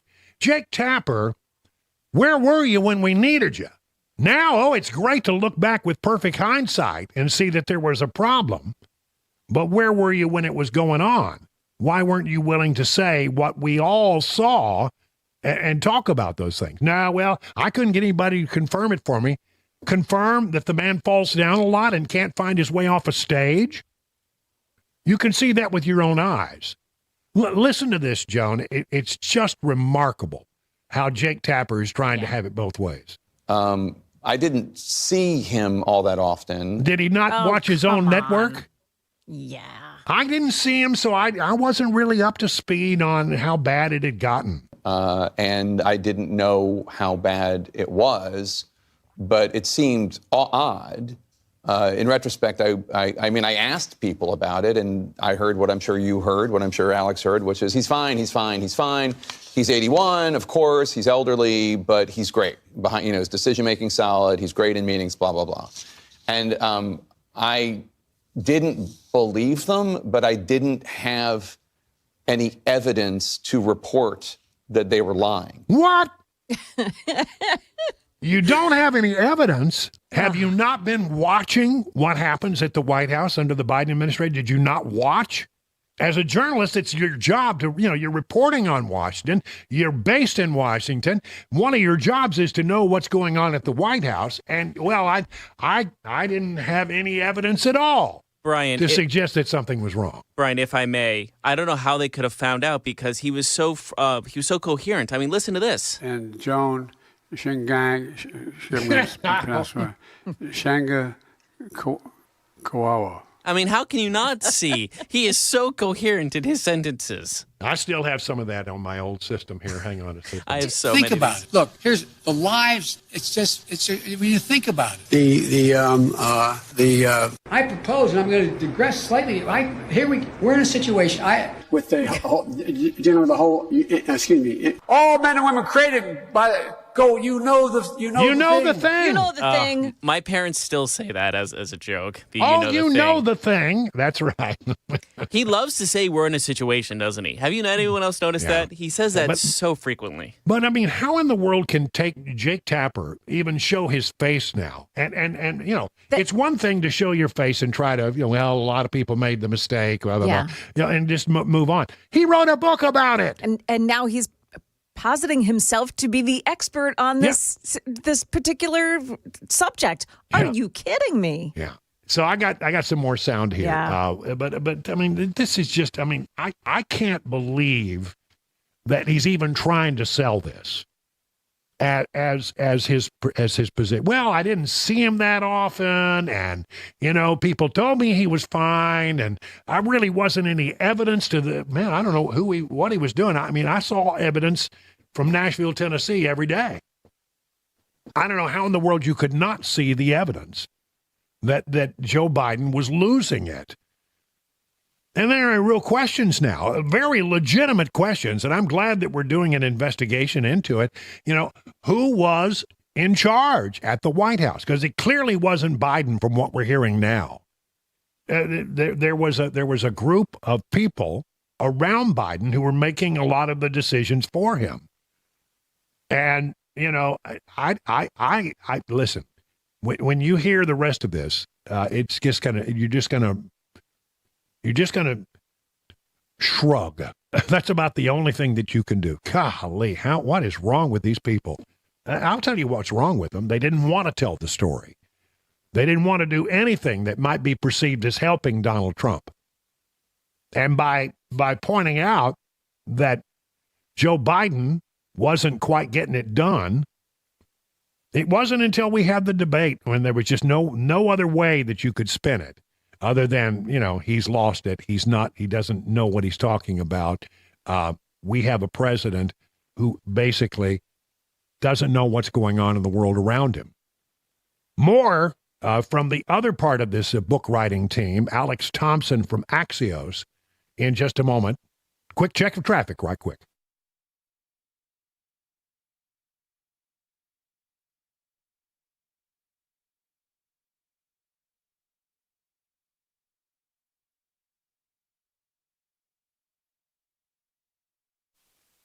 All right, 45 minutes past the hour, talking about Jake Tapper, who unbelievably tries to make the case that, well, I didn't see anything, but I really didn't see him that often. I didn't see him all that often. Yeah, well, if you'd just looked at anything that was on your, well, maybe that's the problem is he wasn't seated on CNN. Maybe they weren't. Maybe that's why he didn't see it. And I don't know. It seems like to me you couldn't miss it. And there were a lot of incidences where, questions could be legitimately raised. So who's the other guy that wrote this book with him? Alex Thompson works for Axios. He says that, well, you know what? There were a bunch of people in charge. So I had stopped believing their denials for a while. But in terms of who was running the oh, yeah. I didn't fall for it like Jake did. White House, it's a small group of people that have been around. Some people within the administration called them the Politburo. That's the term we use in the book. They called themselves at the White House the people who were actually in charge. The term of art that was being used there behind the scenes was, we need to check in with the Politburo. Give us the names of the three or four. Mike Donilon, Biden's longtime political liaison. Steve Ricchetti, who was sort of the legislative liaison, plus like a friend.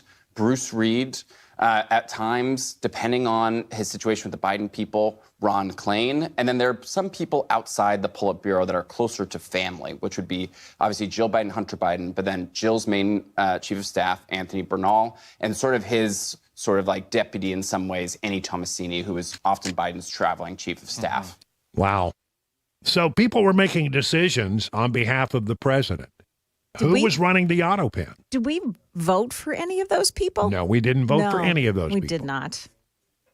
Look, it's not possible for a president to know everything that's going on in a big administration with all of the different agencies, et cetera. That's why you have cabinet members. Cabinet members had a responsibility here under the law to get together if they felt like he wasn't up to the task and do something about it. Nobody wanted to do that. Maybe we need to revisit what we do in a situation where a president loses his ability to be the president. Thank God we got through it without a bigger problem. I mean, it's bad. As bad as it was, it could have been a lot worse. And you've got these people, who are out there, taking care of policy and establishing policy, running the auto pen, whatever, and Biden just tangentially involved in any of it. It's shocking. The cabinet had a responsibility to get together and have a conversation. It's supposed to be led by the vice president. In a situation like that, vice president gets the cabinet together. Guys, we all know he's not up to it. We all know that he can't run for re-election. we need to do something. And, and nobody wanted to do that. So, it was through the grace of God and a very bad debate performance that we were able to finally get them to see everything that they couldn't see before. But if you're claiming that, you're a reporter, a trained, sharp-eyed observer of what goes on in political life, and that you didn't see any of this, you're not much of a reporter. And that's exactly how I feel about Jake Tapper right now. He's trying to have it both ways. Yeah, if he'd have said something before, he would have been a pariah among the Democrats, and he didn't want that.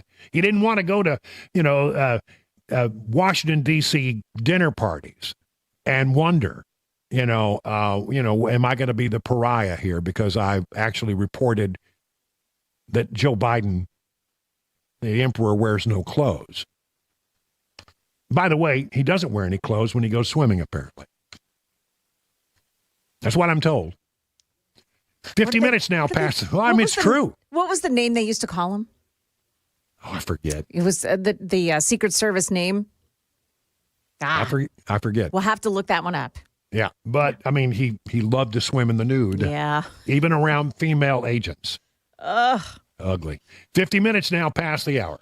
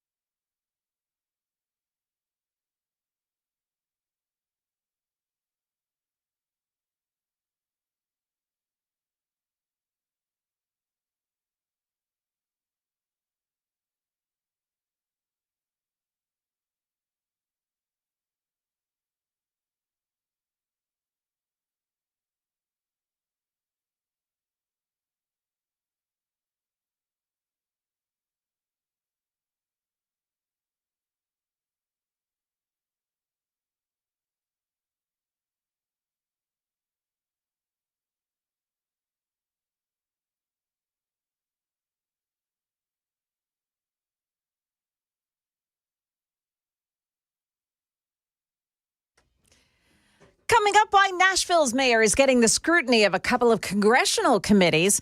And a new study reveals a troubling ingredient in some locally brewed beer. Those stories and more at 7 o'clock on Super Talk 99.7 WTN. I didn't see him all that often, and I didn't know how bad it was, but it seemed odd. In retrospect, I mean, I asked people about it, and I heard what I'm sure you heard, what I'm sure Alex heard, which is he's fine, he's fine, he's fine. He's 81, of course, he's elderly, but he's great. But now he looks back and he says, oh, it's very clear, I did some reporting and people are now talking, but nobody would tell me this. You know what? You do need sources. And you need to report what the other side says. If the other side was saying, oh, no, he's fine, he's fine, he's fine. I talked to people in the White House. This is what they tell me. That's fine. Good. Report that. You should report that. But you don't have to accept it as truth when you can clearly see with your eyes that the man was not right. Bless his heart. He just wasn't right. You also have to not be afraid that the White House will shut you out. And I think that's what a lot of the reporting was, that these journalists would not go on record as saying that they're seeing the same thing that you and I are seeing, because the White House would say, yeah, you do. You go ahead with that story.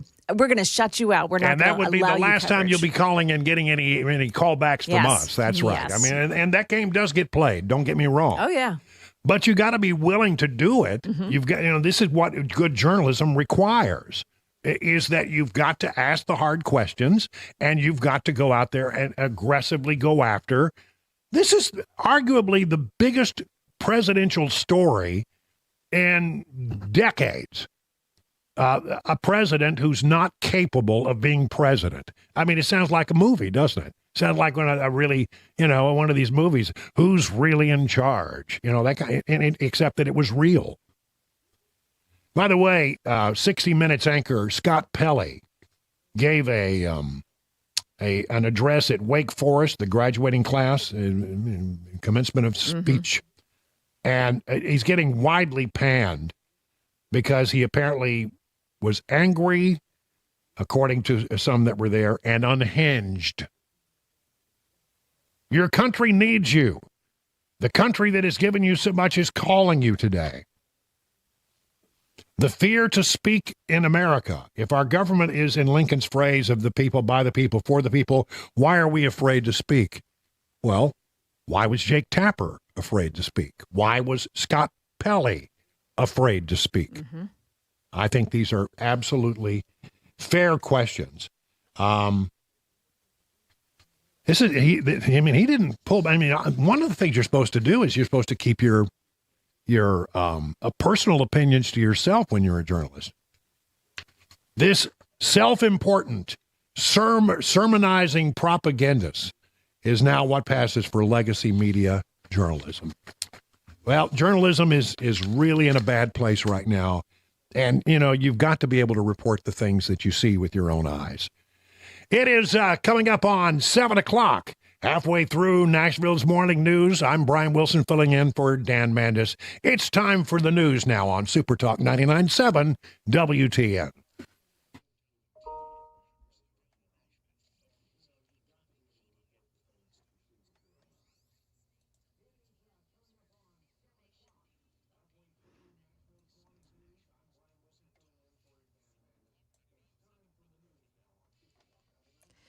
Good morning. I'm Joan Jones with your top stories, and it appears that the Department of Homeland Security is now investigating Nashville Mayor Freddie O'Connell's actions during the joint ICE and Tennessee Highway Patrol operation to take violent criminals who are in the country illegally off the streets.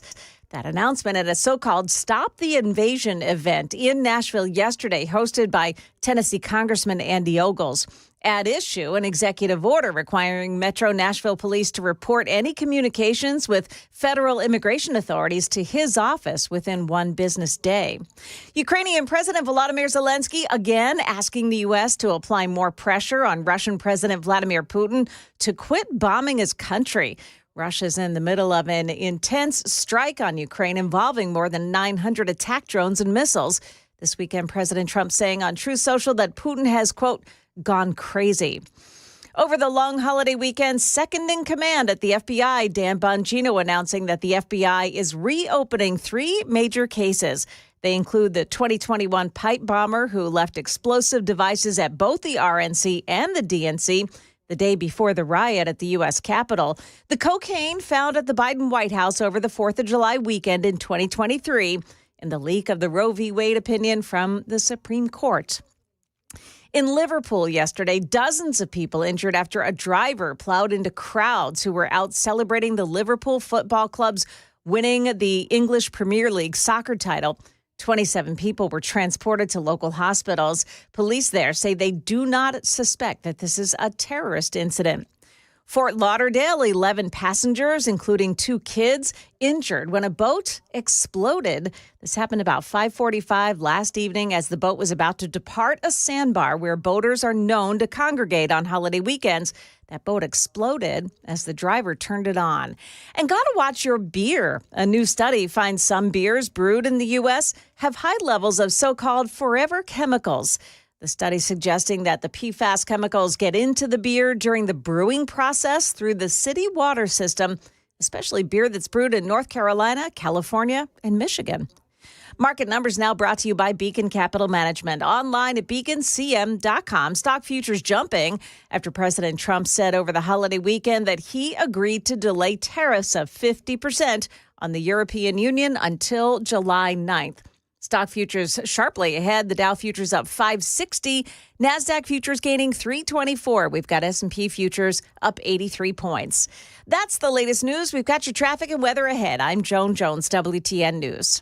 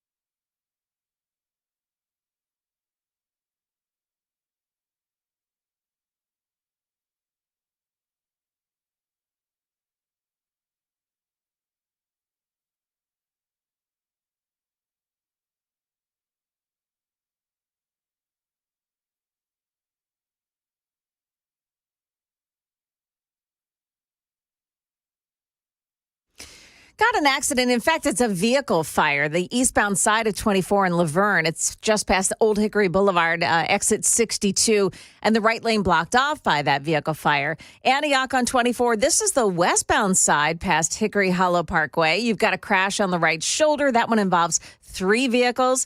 The Hermitage 40 westbound, the on-ramp from Central Pike is partially blocked off this morning by a crash. And Brentwood 65 southbound side at the off-ramp to Old Hickory Boulevard, exit 74. The off-ramp left shoulder is blocked off by police activity. Traffic every 10 minutes every morning on Super Talk 99.7 WTN.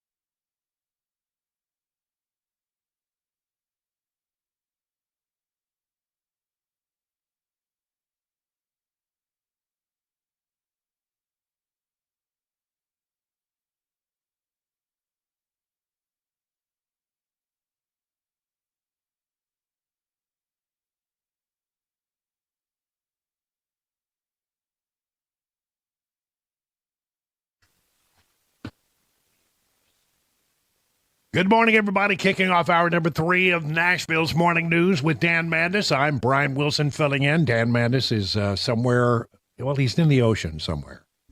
He actually sent me a picture this morning. Yeah. As the show was starting. Did he send you this picture too? No, I saw some stuff posted on Facebook. Okay, so he sent me Was he a eating? picture. Was he eating a Mickey Mouse waffle on the Disney cruise? He was not. He was sitting on the veranda looking over the water with a cup of coffee in his hand, and he said, I woke up early, so I grabbed a cup of coffee and came outside. He's not even sleeping on his time off. Yeah, I know. He can't. He can't. Well, and I wouldn't be surprised if he weren't listening. I bet he is. Yeah. I bet. Hi, Dan. How's the Disney cruise, Dan? That's right. Have a good time out there, you and Mickey and Donald and all of the guys. All right. Well, let's see. What should we do in this third hour? I think we want to talk a little bit about what's going on in Washington with this big, beautiful bill. This bill that has passed the House and now moved its way over to the Senate in part of this very complicated and hard to follow budget reconciliation process. It's a little different than the way things normally work. But here's what has happened. House of Representatives has come up with its version of the big, beautiful bill, and the Speaker of the House is very excited about it. And now has to go over to the Senate. If the Senate makes any changes, which they're going to make changes, they can't help themselves, they have to, then it will have to come back to the House for a vote. And Mike Johnson, Speaker of the House, is saying, well, you know, we need to make sure, Senate, my good friends in the Senate, that we're not making too many changes to this measure. I met with the Senate Republicans, all my colleagues over there last week on Tuesday at their weekly luncheon, and I encouraged them, to do their work, of course, as we all anticipate, but to make as few modifications to this package as possible, because remembering that we've got to pass it one more time to ratify their changes in the House, and I have a very delicate balance here, a very delicate equilibrium that we've reached over a long period of time, and it's best not to meddle with it too much. So there are 5 different independent scores of this legislation. Every one of them says that it will increase the deficit somewhere between $3.3 and $4 trillion over the next 10 years. There's Jake Tapper asking questions. He appeared on CNN. If you wanted the Speaker, this is where you had to go to find him. But you know what? The Speaker has a great answer for this because, everybody says, well, the deficit's going to go up and it's been scored a certain way. Well, you know what? The scoring that takes place in Washington does not take into account the other things that are going on in Washington that will have a positive impact on this situation. Not only are you kicking the can down the road, but you're making the problem worse. You're adding to the debt. Well, I think that is dramatically overstated, and here's why. Those same groups can objectively see and acknowledge that we're cutting over $1.5 trillion in federal spending while we check all the boxes and bring about a pro-growth economy. And the CBO has been panned because they don't account for the growth that will be fostered by all the policies that are in this big piece of legislation. This is not theoretical. Just remember the last Trump administration. After the first 2 years, we brought about the greatest economy in the history of the world, not just the U.S. The growth was off the charts. It was an average of about 3% of growth in GDP. Why? Because we cut taxes and we cut regulations. We're doing the same thing this time around, but on steroids. This is a much larger package, a much more robust package with all these features that will really get the economy going because wages will rise. Job creators, entrepreneurs, risk takers will have more ability to expand their businesses. U.S. manufacturing onshore is being incentivized. All these things will work together to make the economy grow faster than many of these projections are putting forth. So we're not buying it. We'll see what happens, and we have the evidence to prove it from the past. I think he's on the point here. I think I buy that explanation. I do.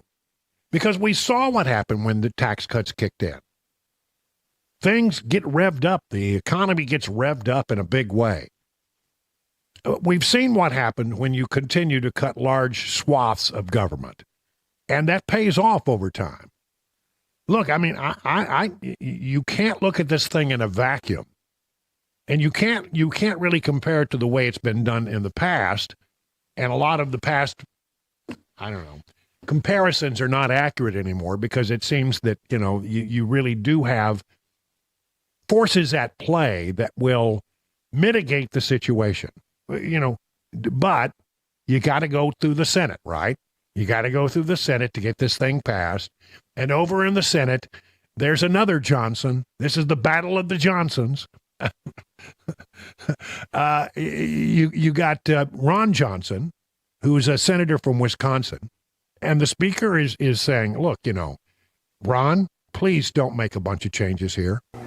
Look, I love Ron Johnson. He's a dear friend, and he and I agree on our philosophy. He's a distinguished gentleman from Wisconsin.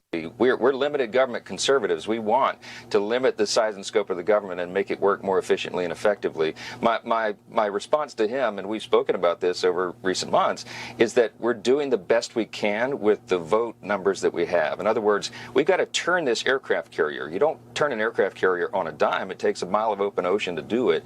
And it took us decades to get in this financial situation. We can't just flip a switch and get out of it overnight. One of the people that my friend Ron Johnson really respects is Russ Vought, who directs the Office of Management and Budget.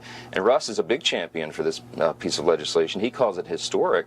And he's a fiscal hawk, and so am I. So we're doing as much as we can. And I just encourage Ron to remember, in the House, we have 220 Republicans, a wide range of perspectives and a wide range of districts represented. And I've got to get to 217 votes to get this thing over the line. So as much as we can in as big increment as we can, I think we've achieved that here. And I just want them to remember that. We got to deal within the realm of what's possible. I mean, he barely got it out of the House of Representatives. It passed by one vote. He cobbled together something that would pass. And now it goes to the Senate, and you got Ron Johnson saying, I'm not sure that I can go for this. Oh, first of all, let me say I have nothing but respect for Speaker Johnson. See, they can't help themselves. They have to start. I have nothing but respect for a guy who is absolutely wrong on this issue. I understand and sympathize with the challenge he has. I have, nothing but support for what President Trump is trying to do. I love the way he's acting boldly and swiftly, decisively to fix the enormous messes left by the Biden administration. So, from my standpoint, this is a budget reconciliation process, so we ought to talk about numbers. One of my disappointments with what the House process is about, the only number we ever heard about was $1.5 trillion, which sounds like a lot, but it's only $150 billion per year. And this is put in context of the fact that in 2019, we spent $4.4 trillion. This year we'll spend over $7 trillion. $150 billion on that is basically a rounding error. Yeah, you're talking about the spending cuts. So we need to get serious about this. We need to establish goals. Listen, this is the weekend we honor the service and sacrifice of the finest among us. More than 1 million that died to defend this nation. I don't think they served and sacrificed to leave our children completely mortgaged, their future and their prospects diminished because of it. So we need to be responsible. The first goal of our budget reconciliation process should be to reduce the deficit. This actually increases it. But let me describe the mess. Well, let's get into that in a minute. There's a lot more that he has to say. But right now, we got to take a quick break to take to what's going on in the world of traffic. It is 15 minutes past the hour.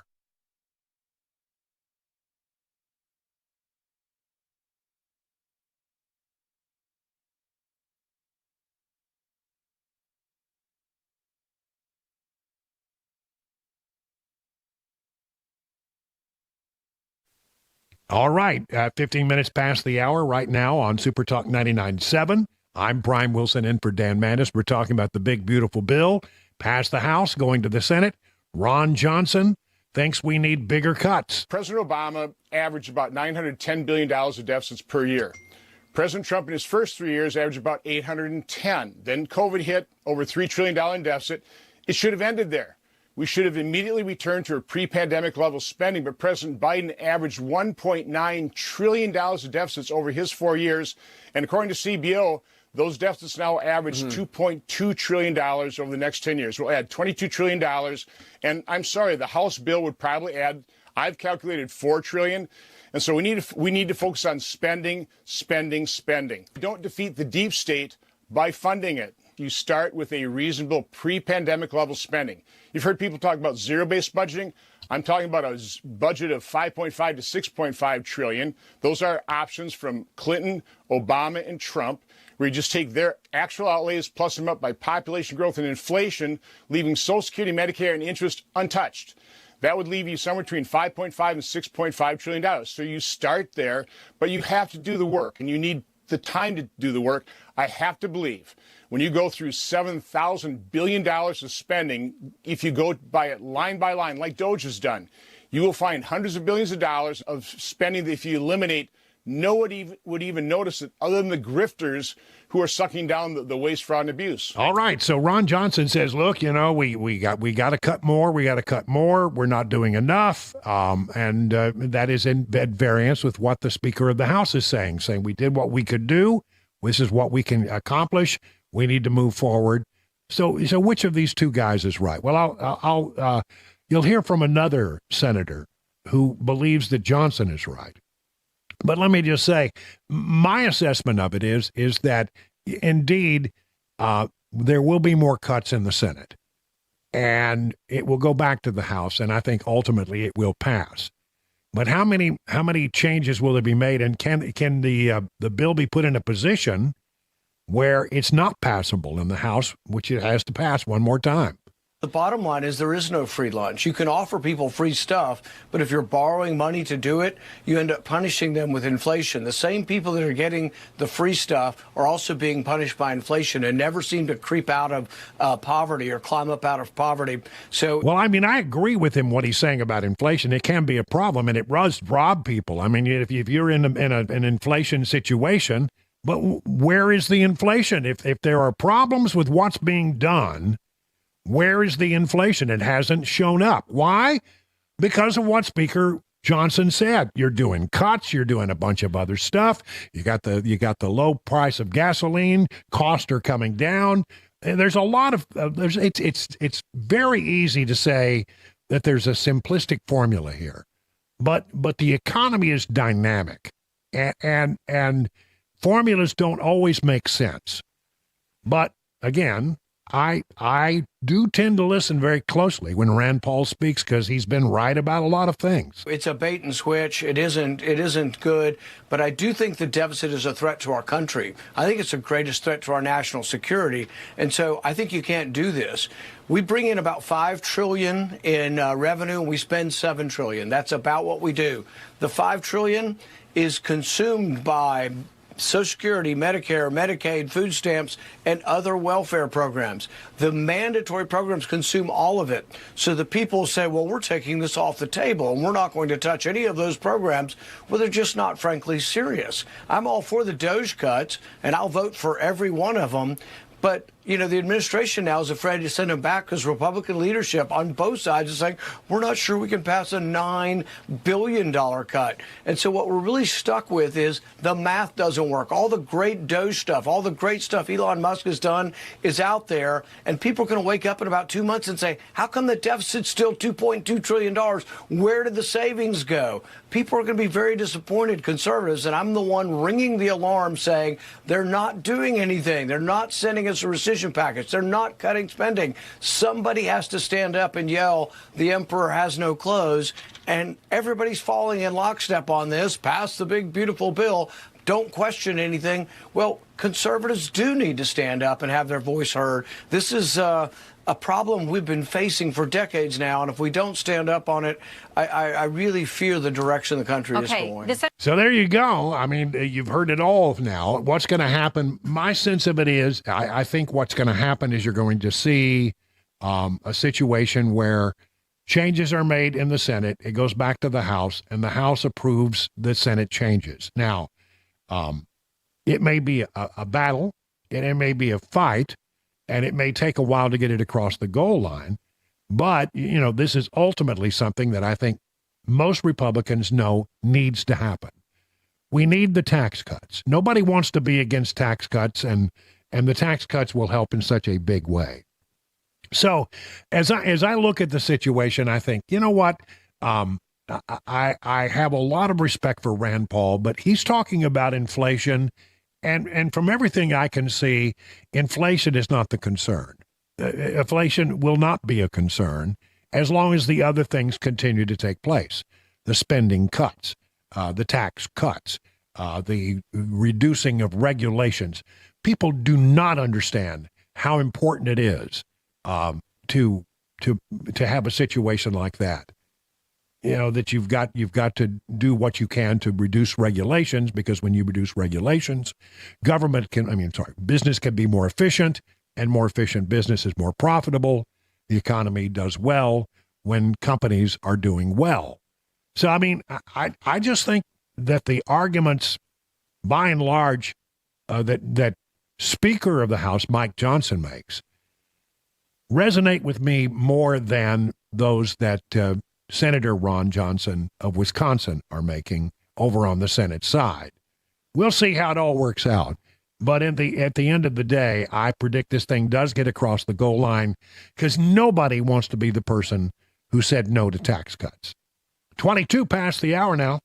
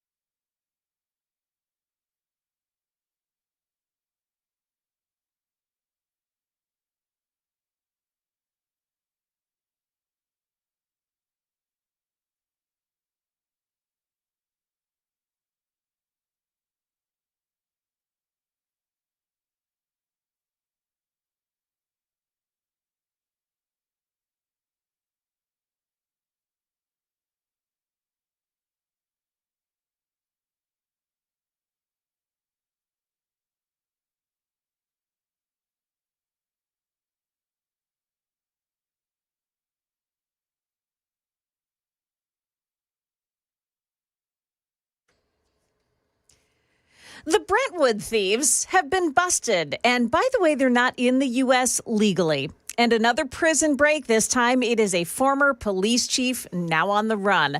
Those stories coming up at 7:30 on Super Talk 99.7 WTN.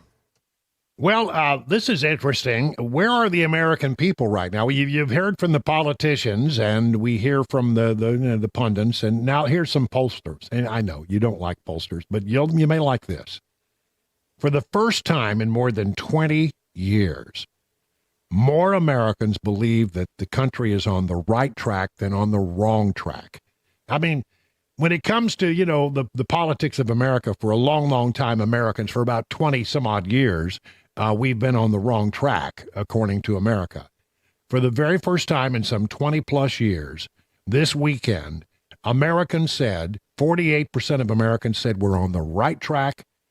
47% said it was the wrong track. 5% not sure. That is, believe it or not, just a few months ago, it was 43% right track. Now it's 48. I mean, it's consistently getting better, and Americans are looking at what's happening with this administration, and to a degree we've not seen in some 20 plus years. They are pleased. They are pleased that we are getting illegal aliens off the street. They are pleased that we're seeing government cuts. Everything's working as far as the American people are concerned. I mean, yeah, there's 47% of Americans who still think we're on the wrong track, but it hadn't been this good in some 20 some odd years. 7:30 now, time for the news on Super Talk.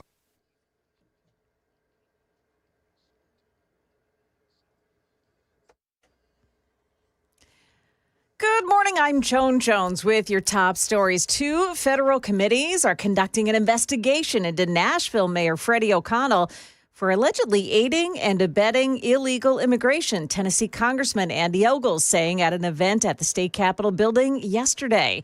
Among the cases that Congressman Ogles points to, 3 suspects accused of breaking into homes in the Brentwood area. Tennessee Highway Patrol tracked down that vehicle Friday. Turns out they are 3 men from Chile in the country illegally and tied to burglaries in Tennessee, Missouri, and in California. In one robbery, those thieves broke in to a Brentwood home while a teenage girl was home alone. She was not injured. The search is on for a former small-town police chief from Arkansas who escaped from prison on Sunday. Grant Harden was serving long sentences for rape and for murder.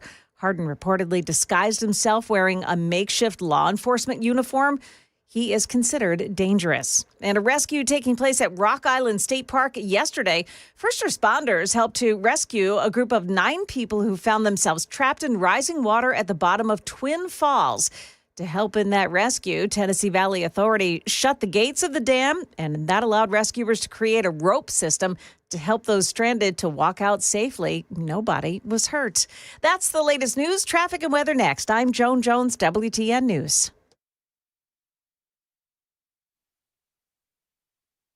Dan Mandis here for my friends at Renstall. Listen, if you've got a European car, this is a great place to have it serviced and repaired. So if you've got BMW, Audi, Mercedes-Benz, Porsche, any other European car, Renstall specializes in your vehicles. Dealer-level service, but family-level care and honest pricing. Not a corporate mindset, just a family business helping out our neighbors and friends by delivering honesty, respect, and exceptional service. Locally owned and operated, exclusively working on all European vehicles. You know, they do offer the Heroes Service discount, right? Veterans, active duty military, first responders, and emergency medical personnel all get a 10% discount on all repairs. They also offer complimentary shuttle service and free Uber rides, immediate appointments, and yes, a quick turnaround as well. Conveniently located across the street from the Academy of Country Music, 5 minutes from Music Row, and 2 minutes from downtown. Renstall, check them out today. They've got appointments available. itrustmymechanic.com. itrustmymechanic.com. 615-777-7100 for Renstall.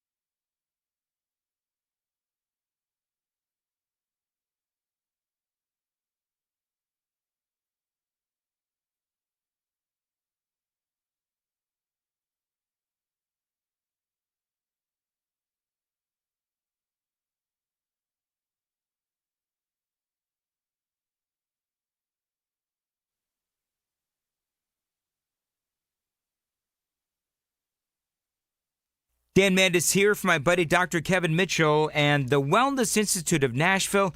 Listen, this is a company that helped me with my chronic back, neck, and knee pain. 11 years ago, when I arrived in Middle Tennessee, I was sidelined because of all of my pain. They fixed me right up with spinal decompression therapy, and they can do the same thing for you. Now listen, they've got a great deal for you right now at the Wellness Institute of Nashville. They are offering you the Big 47 offer in honor of our 47th president, 47% off spinal decompression. This is the treatment that helped me. Now, they utilize the latest high-tech equipment in their state-of-the-art facility to provide effective non-surgical solutions. Call them, tell them Dan told you to reach out. That phone number is 615-246-5009, 615-246-5009. Don't be sidelined this summer. Get active with the help of the Wellness Institute of Nashville. 47% off non-surgical spinal decompression. I'm Dan, and I put my seal of approval on that deal.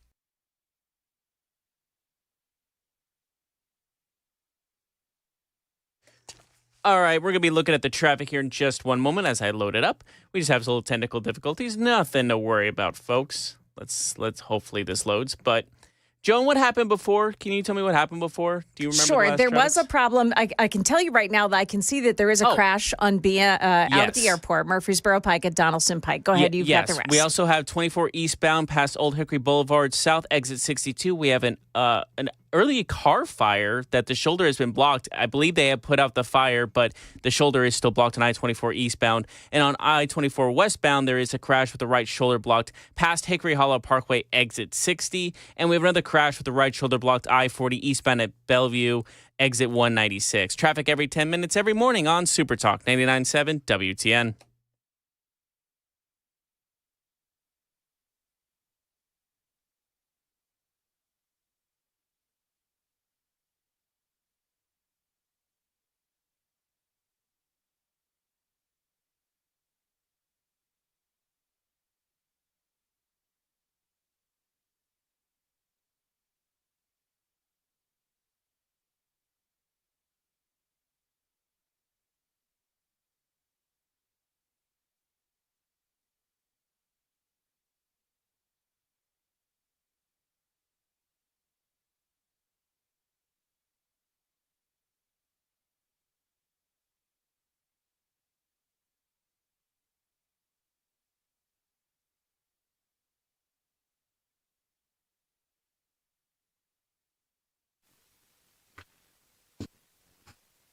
It's 7:37 on Super Talk 99.7. Brian Wilson in the chair and on the air for the vacationing Dan Mandis. I'll be here the rest of the week.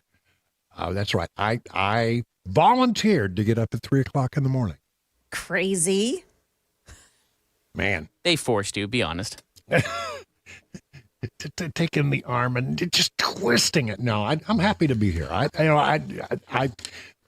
since I retired from the afternoon show. By the way, Matt Murphy killing it, just doing a great job, and I'm very pleased with what I see there. But when I did that, I thought, well, it'd be nice to take a breath and not have to think about politics all the time. I still think about it. And I find myself ranting to the dog, because Grogu, by the way, is if you're watching on Super Talk TV, she's on the couch back there. See her back there? Jeff, you see her? I see a little head on brown, a pillow. Yeah, she's on an orange comforter. It took me a second. She's camouflaged. Yeah, because the pillows are orange and brown, and she's brown. But yeah, she's back there. She's back there sleeping. And so I start telling I start yelling all the stuff that frustrates me, and the dog's my only audience. So I do look forward to getting the opportunity to be back on the air and say some things so that my dog gets a break. And some people would call that animal abuse. I've got to stop doing that. I'll tell you somebody who got abused. Unbelievable. If you haven't seen this video this morning, and I wish sometimes that I was in television rather than radio, because I would love to show you this clip. Because when you see the clip, you know exactly what went down. Emmanuel Macron, the president of France, is going on a trip to Hanoi, Vietnam. And, you know, the French and the Vietnamese have had a warm relationship for many, many years. And in the video, as he's getting off the plane, you know, the one thing you got to know is when you're getting off the plane and you're a foreign head of state, there are going to be some cameras around, right? So he's at the top of the stairs. He's only partially visible from the camera location, but he's at the top of the stairs of the official aircraft. I guess it's an Air France aircraft. I don't know what he flies. And you see somebody reach up and grab him by the chin and shove him in a very rude and abrupt manner. And then you see the look on his face is initially one of shock. Like, what did you just do? I mean, it was, and then almost about a half a second later, realizes that the cameras have captured all this, and so he smiles and waves at the camera.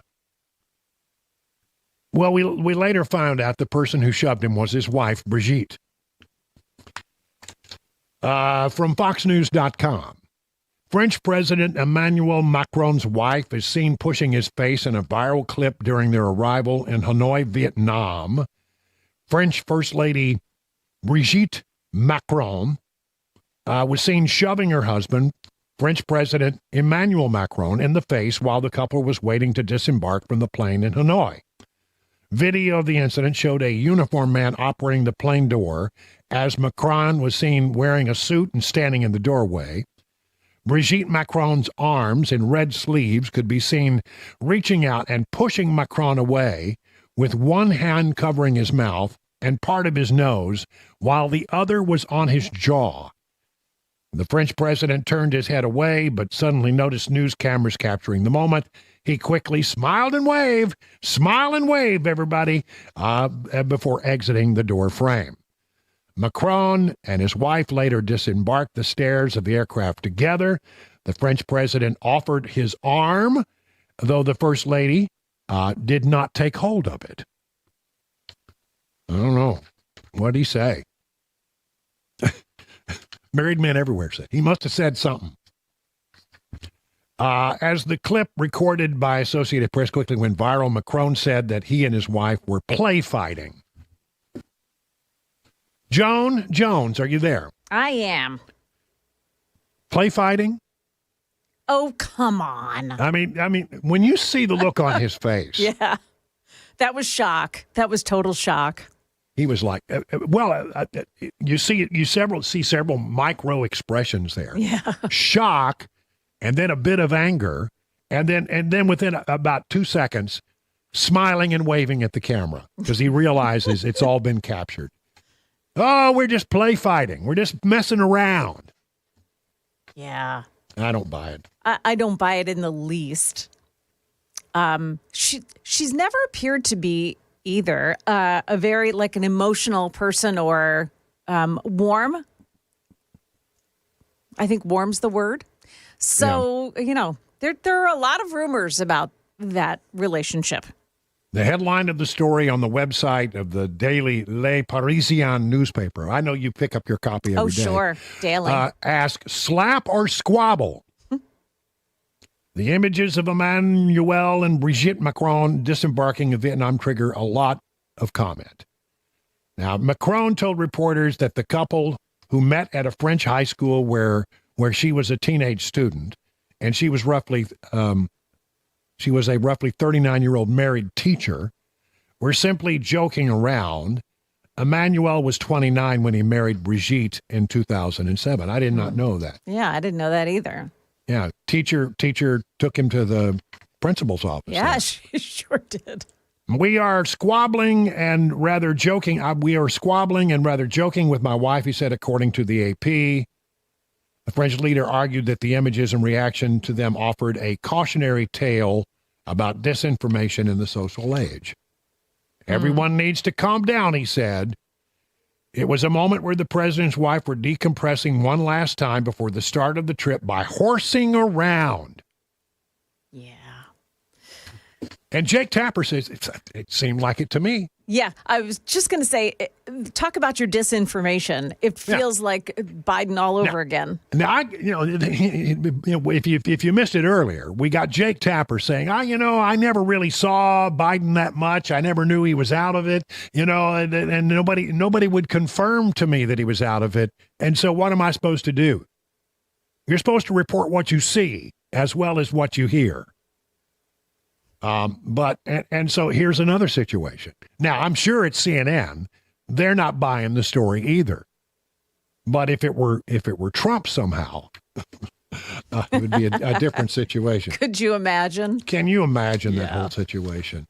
But anyway, if you get a chance today on your phone, it's everywhere. You got to see this little clip because it is really, really, really something.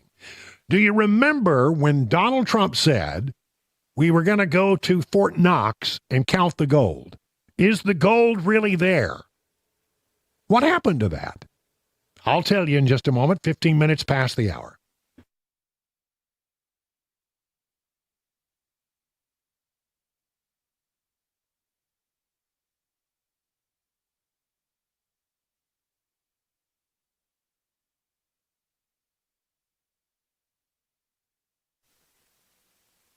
Well, it's actually 46 minutes past the hour now of 7 o'clock. When I left, they changed the format. When I went to retirement, they changed the format. I haven't quite figured it out yet. See, the station went to heck as soon as you retired. No. It's better. It's better. So Donald Trump, I remember when he came in, he said, look, for about 2 weeks back in February, I'm going to go to Fort Knox. We're going to take a look at the gold. We're going to see if it's there. And he talked about it, and he talked about it, and he talked about it. And then all of a sudden, there was no more talk about it. Why aren't you going to Fort Knox? Somebody finally started to ask, and it was the Washington Times. A count by the Washington Times shows that Mr. Trump and his government cost-cutting advisor Elon Musk raised the issue more than a dozen times in late February. The White House declined to participate, by the way, in this story. Earlier this year, Mr. C, but you still do the story. It's still a story. Earlier this year, we're going to go to Fort Knox, he said, the fabled Fort Knox, to make sure the gold is there. If the gold isn't there, we're going to be very upset, the president told reporters on Air Force One. But he has not broached this idea since February 25th. Mr. Musk hasn't brought up the idea since an April 6th interview on Fox Business when he talked about live streaming the Fort Knox inspection. If Trump really believed the gold was gone, he'd be down there in a heartbeat, said Eric Thorson. There are people who have apparently they say, counted the gold. A retired Treasury Department Inspector General and one of the few people who have personally audited the gold stash at Fort Knox. He knows damn well it's there, and he didn't want to look stupid coming out and saying, yep, I guess it's there. I was wrong. It's all there. So I don't know. The conspiracy theory that someone stole the gold from Fort Knox has circulated for decades.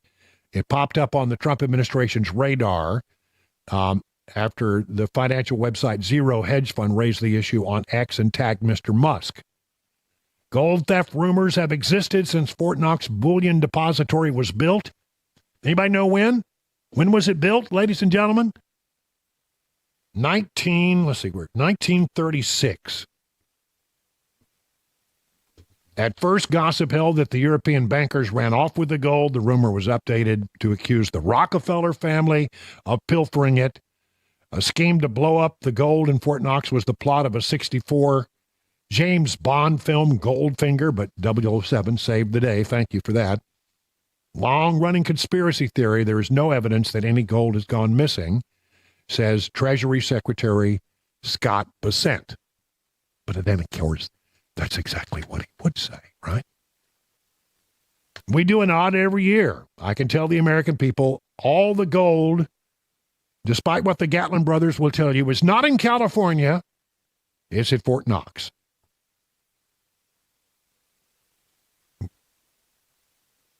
Steve Mnuchin served as Treasury Secretary in Trump's first administration, said the annual audit verified the gold was there as it should be. So, apparently, we're not going to see inside of Fort Knox, and Trump has decided to drop the issue. 50 minutes now past the hour.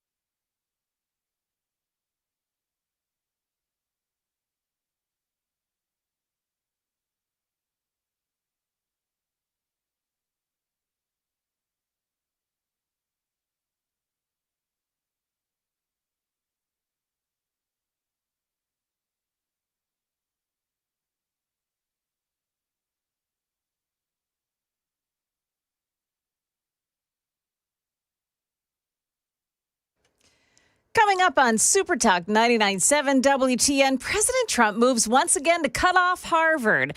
Also, a new approach to substitute teaching for Metro Nashville schools.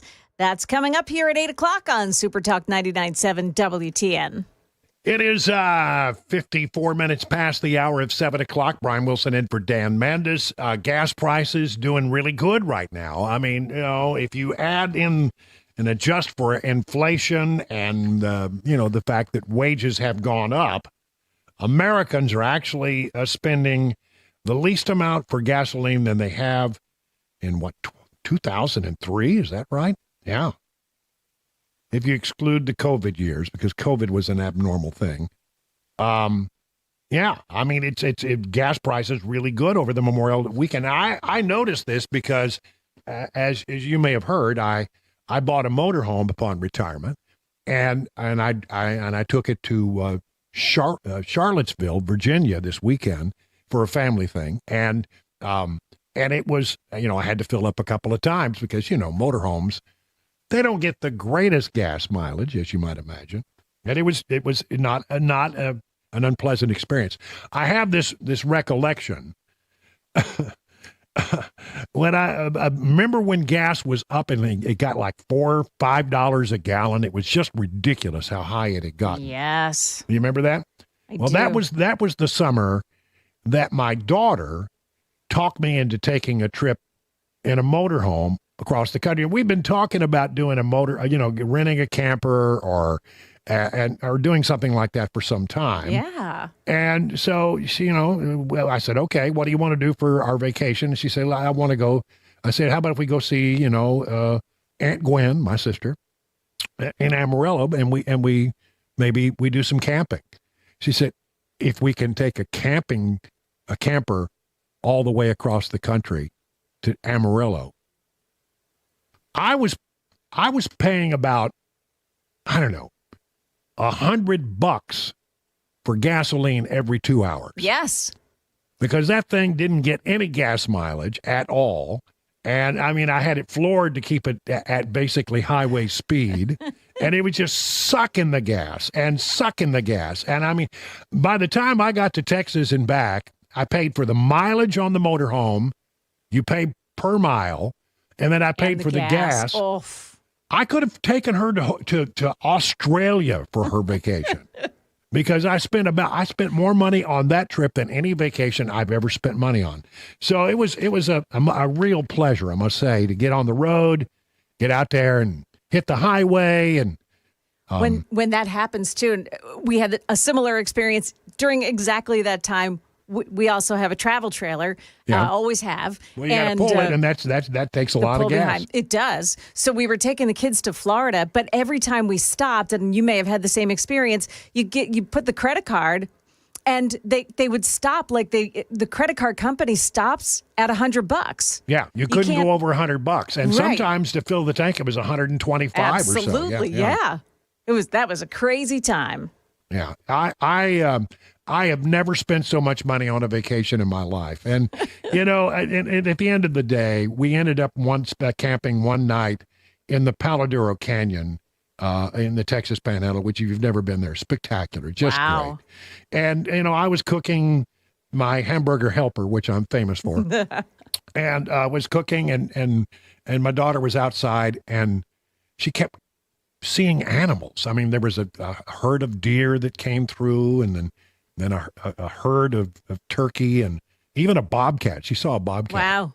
And so I thought, well, I don't know if this has been a good vacation or not. And we're going to bed that night and it's getting quiet and it's dark and all of the, nature sounds are coming in. And I hear across the camper, best day ever. Oh, and at that point, I didn't care how much money it cost. That's right. Good job, that's what Dad. it was all about. But anyway, if you're on the road, the good news is, and this is what we were talking about, gas prices are down. Statistically, when you adjust for inflation and wages, they're way down, 2003 level, and that's good. And it's one of the reasons why I buy what Donald Trump says about, everything's going to be okay. We're going to cut spending. He's also doing things to reduce inflation. And one of the things he's done is put in energy policies that are bringing down the price of gasoline. Nothing has a greater impact on inflation than reducing the cost of energy, because it takes gasoline or diesel or some kind of fuel to get, things to market, goods and services. And he's doing a good job with that. You got one more hour to go here with Brian Wilson on the morning news and for Dan Mandis. Right now, time for the news at 8 o'clock on Super Talk 99.7.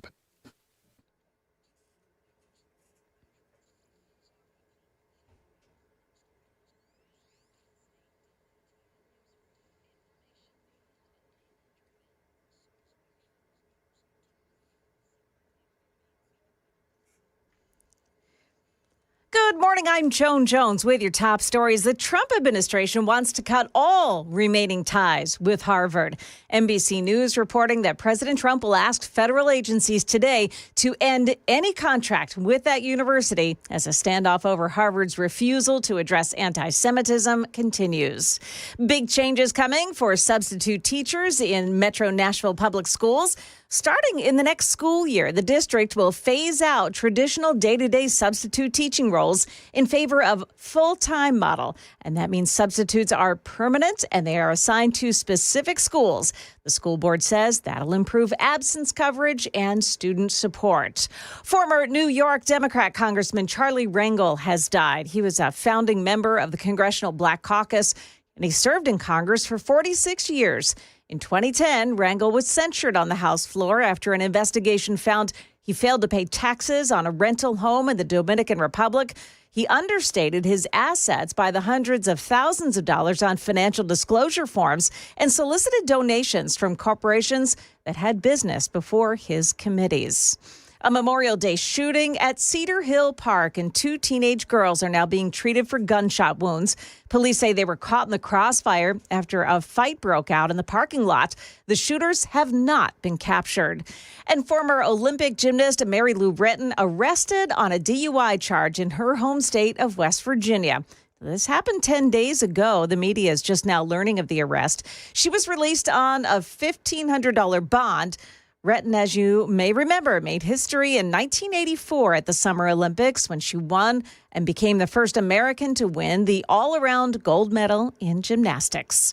Market numbers now brought to you by Beacon Capital Management, online at beaconcm.com. Stock futures looking great this morning after President Trump agreed to delay 50% tariffs on the EU until July 9th. The Dow futures, as we head into the opening bell this morning, the Dow futures are up 464. NASDAQ futures gaining 288. The S&P futures are up 71 points. That's the latest news. Traffic and weather next. I'm Joan Jones, WTN News.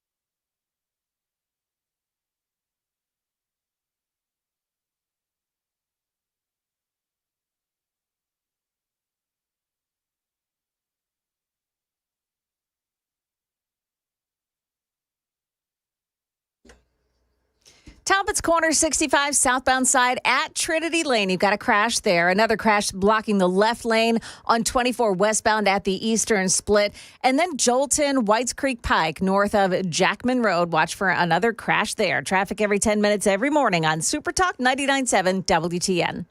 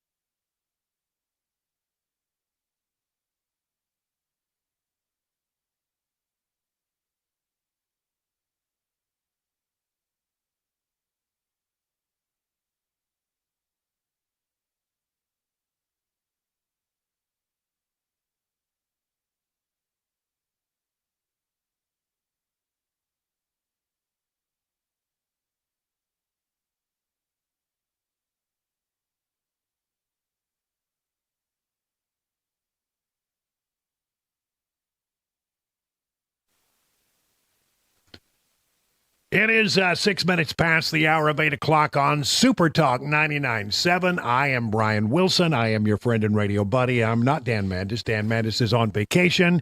He'll be back in a few days. He's out. He and Amy and Riker are somewhere on the high seas. I don't know. They may be pirates. We're not sure. But no, I know he's not, because he's lounging and drinking coffee by the pool. It's good to be Dan Mandis. All right, so what's going on around? Well, you know, we've had this thing going on in Nashville where the mayor is all upset because, I don't know, ICE and the state patrol had the temerity, the absolute unmitigated gall to try to enforce the nation's immigration laws. And Freddie O'Connell, Fast Freddie, doesn't like it. And there's a real question here. Has Fast Freddie O'Connell gone a step too far? Could he be in trouble? Has he interfered? Because you can't interfere with the actions of law enforcement.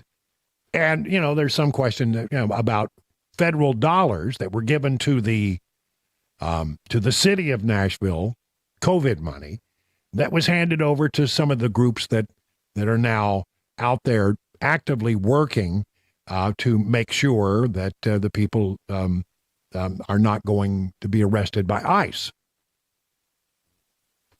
Yesterday, up at the state capitol, Andy Ogles and a bunch of politicians got together to talk about this particular matter. It's not sitting well with Ogles, and he says there will be an investigation of Mayor Freddie O'Connell. The individuals that the mayor is standing with are murderers, rapists, drug traffickers, sexual predators, child traffickers, the list goes on. Yeah, you hear some noise in the background. Those were protesters who were upset that Ogle was there having a press conference. They're very organized. They seem to know what's going on. They show up everywhere. In some cases, the question is, are they interfering with the efforts of law enforcement? As far as I know, there were no real law enforcement activities underway in Nashville. There's some stories out there that suggest a lot of other cities where there were ICE operations going, but not in Nashville this weekend. But the protesters show up nonetheless. And Andy Ogles says he's going to investigate the mayor. Which is why I will always stand on the rule of law and with ICE. And I don't just stand with ICE, I'll stand in front of ICE. Because we, the people, have had enough. I choose my community, my state, and my family over this type of nonsense.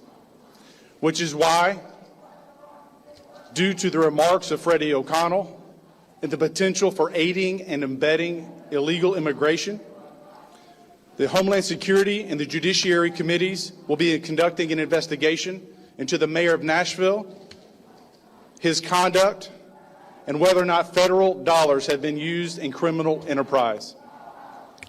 I will not back down. I will not relent, and I will always stand with law enforcement. I want my community and I want my country back. This is Andy Ogles. Thank you for being here. There you go, Andy Ogles. He approved that message. I'm Andy Ogles, and I approve this message. Well, anyway, there it is. And, there was a good turnout of other politicians who are supporting what Andy Ogles is doing. Did the mayor act improperly? That's going to be investigated by 2 congressional committees. And they're going to look at the federal dollars and whether they were spent properly. I've done a lot of digging around on this particular element of the story. And, did Freddie O'Connell overstep his bounds? I think there's a fair case to be made that indeed he is by telling the police department not to cooperate, by insisting that he be informed of all the things that the police department knows about ICE efforts or anything that reaches him. He's supposed to be informed about it. Why does he need to be informed? Is he going to try to stop it? Is he going to alert the protesters? Is that interference? I mean, he's walking a very, very, very thin tightrope. But we'll see what happens in that regard. But I mean, so federal dollars, where does that come from? City got a bunch of COVID money, and it's very clear that a lot of that COVID money went to like a group called Turk and another group called the Community Fund. And the other day when the mayor held his press conference, it was somebody from the Community Fund who said we're gonna put together another fund called the Belonging Fund to try to help people who've been caught up in all of this stuff with ICE. Why are they putting themselves and aligning themselves with people who have such a bad reputation? Now, not everybody who came to this country illegally is a hardened criminal. I mean, yeah, they violated the law by coming here. There's that. But I mean, we're not talking about, not everybody's a murderer. Not everybody's a predator. There are some people who came for financial reasons, but they came here illegally. And there's a process, and they should go back and start that over. But why in the world would Democrats continue in a big, bold way to support the people who are here illegally who are not good citizens? And they do. I mean, they're very, very interested in everything they can learn about these people and trying to help them rather than try to do what they should do is then get them out of the country. WSMV, Channel 4. Protesters gathered at the state capitol to rally against Representative Andy Ogles. It wasn't Andy Ogles is calling for an investigation of the mayor, which I think is the headline here.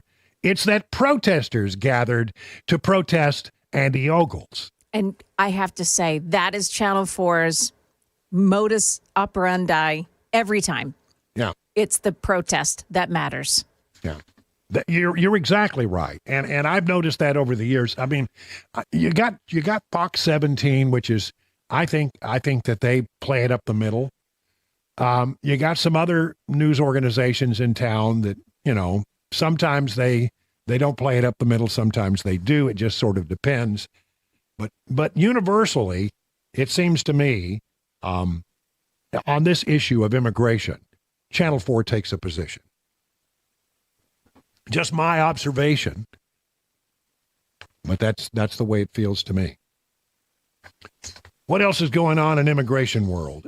Where were they making arrests today? Well, here we go. They were making arrests over the weekend on Saturday in Boston, Denver, Houston, Newark, New York City, Salt Lake City, San Francisco. And some of the people that they arrested are not good citizens. Here's Kevin Estuardo Hernandez, 18, of Guatemala, arrested in Boston. Suspected 18th Street gang member, and that gang was involved in a shooting with MS-13. Denver, they got a guy, multiple traffic convictions, felony sexual assault on a child. Houston, assault with a deadly weapon in Harris County, Texas, for which this individual, a woman, was sentenced to 4 years deferred adjudication. Here it is in Newark, New Jersey.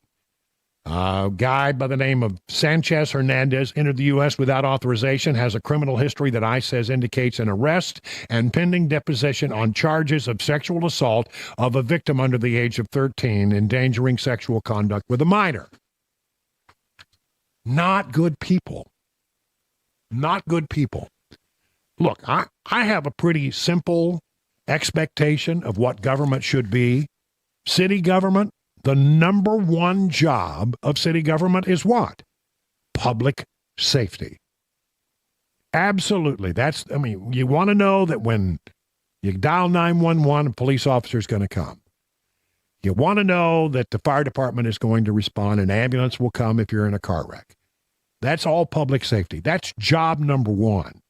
Making the streets safe for the people who work and live and visit Nashville is the number one responsibility of government, in my estimation.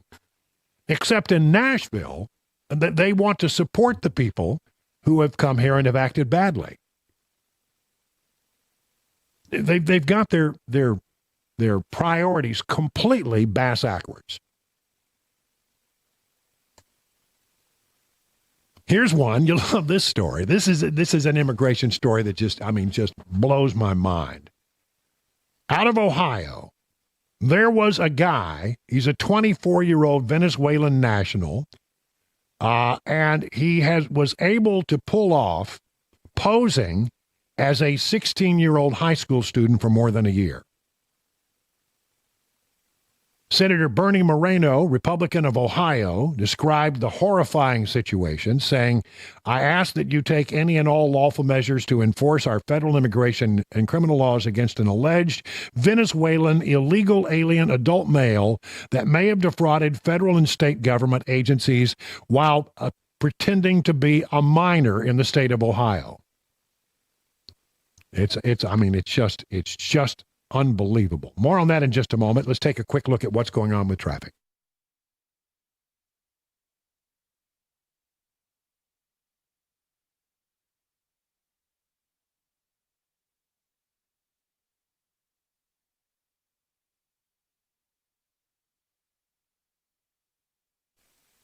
All right, we're talking about what's going on with the immigration situation, and we got a senator who's calling for an investigation of a 24-year-old Venezuelan national who reportedly came to the United States illegally and was able to pose as a high school student for more than a year.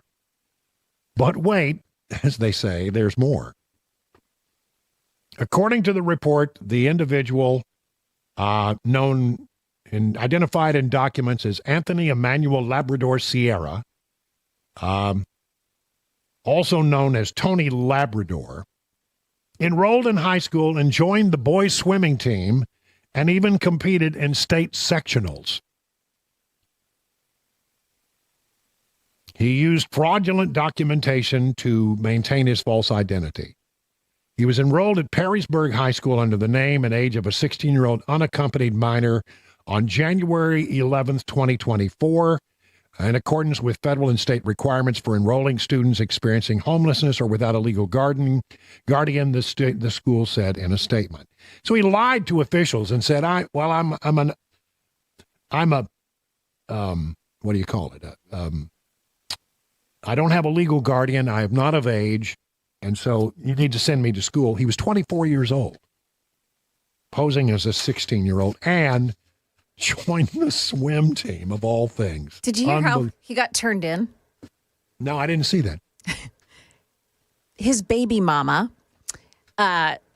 called police and said, "Hey, that guy that you're sending to school isn't 24. He's 16 years old, and we have a baby together, and he's not paying me support." So she turned him in over child support. She turned him in. And then that's how they figured it out. Mm-hmm. Unbelievable. Yeah. Unbelievable. The trucking industry is asking that all truckers should be able to read the road signs. Seems like a simple thing. I was driving down the road, In my motorhome this weekend, man, there's a lot of trucks on the road. If the economy is suffering, I can't tell it because there's more trucks on the road than I have ever seen. Never seen so many trucks. But apparently a fair number of them are being driven by illegal aliens who can't read the road signs. They don't read English. They don't speak English. How does that happen? I mean, I'm having a hard time figuring this out. And so they're trying to once again enforce rules that say you must be able to read and write English. In April, President Donald Trump signed an executive order directing the Transportation Department to take action to prevent drivers who are not proficient in English from operating commercial trucks in the United States. The same mandate orders the department to investigate practices surrounding the validation of foreign driver licenses and the issuance of so-called non-domiciled commercial driver's license. And you know who's loving this? Apparently the trucking industry. I heard Chris Hand, who'll be with us here in just a short while. I heard Chris Hand do a piece on this a while back, and we heard stories from the truckers. They called in from all over, and it was really quite something to hear them tell stories of showing up at a warehouse and being approached by some Mexican truck driver who couldn't figure out the address that was right in front of him. Where do I go? Didn't speak any English, didn't read any English. And these are the people driving on these big rigs down the road, and they don't have, I don't think, the qualifications to be doing it. Shannon Everett, co-founder of the American Trucker United, said an influx of drivers holding either non-domiciled or foreign-issued licenses is suppressing drivers' wages and pressuring transportation companies to keep their prices artificially low. So the drivers are all in favor of this. But how was this allowed to devolve? How many things have we come across here in the last few days where they devolved during the administration of Joe Biden? Things just went to hell in a handbasket, mainly because nobody was in charge. 22 minutes now past the hour of 8 o'clock.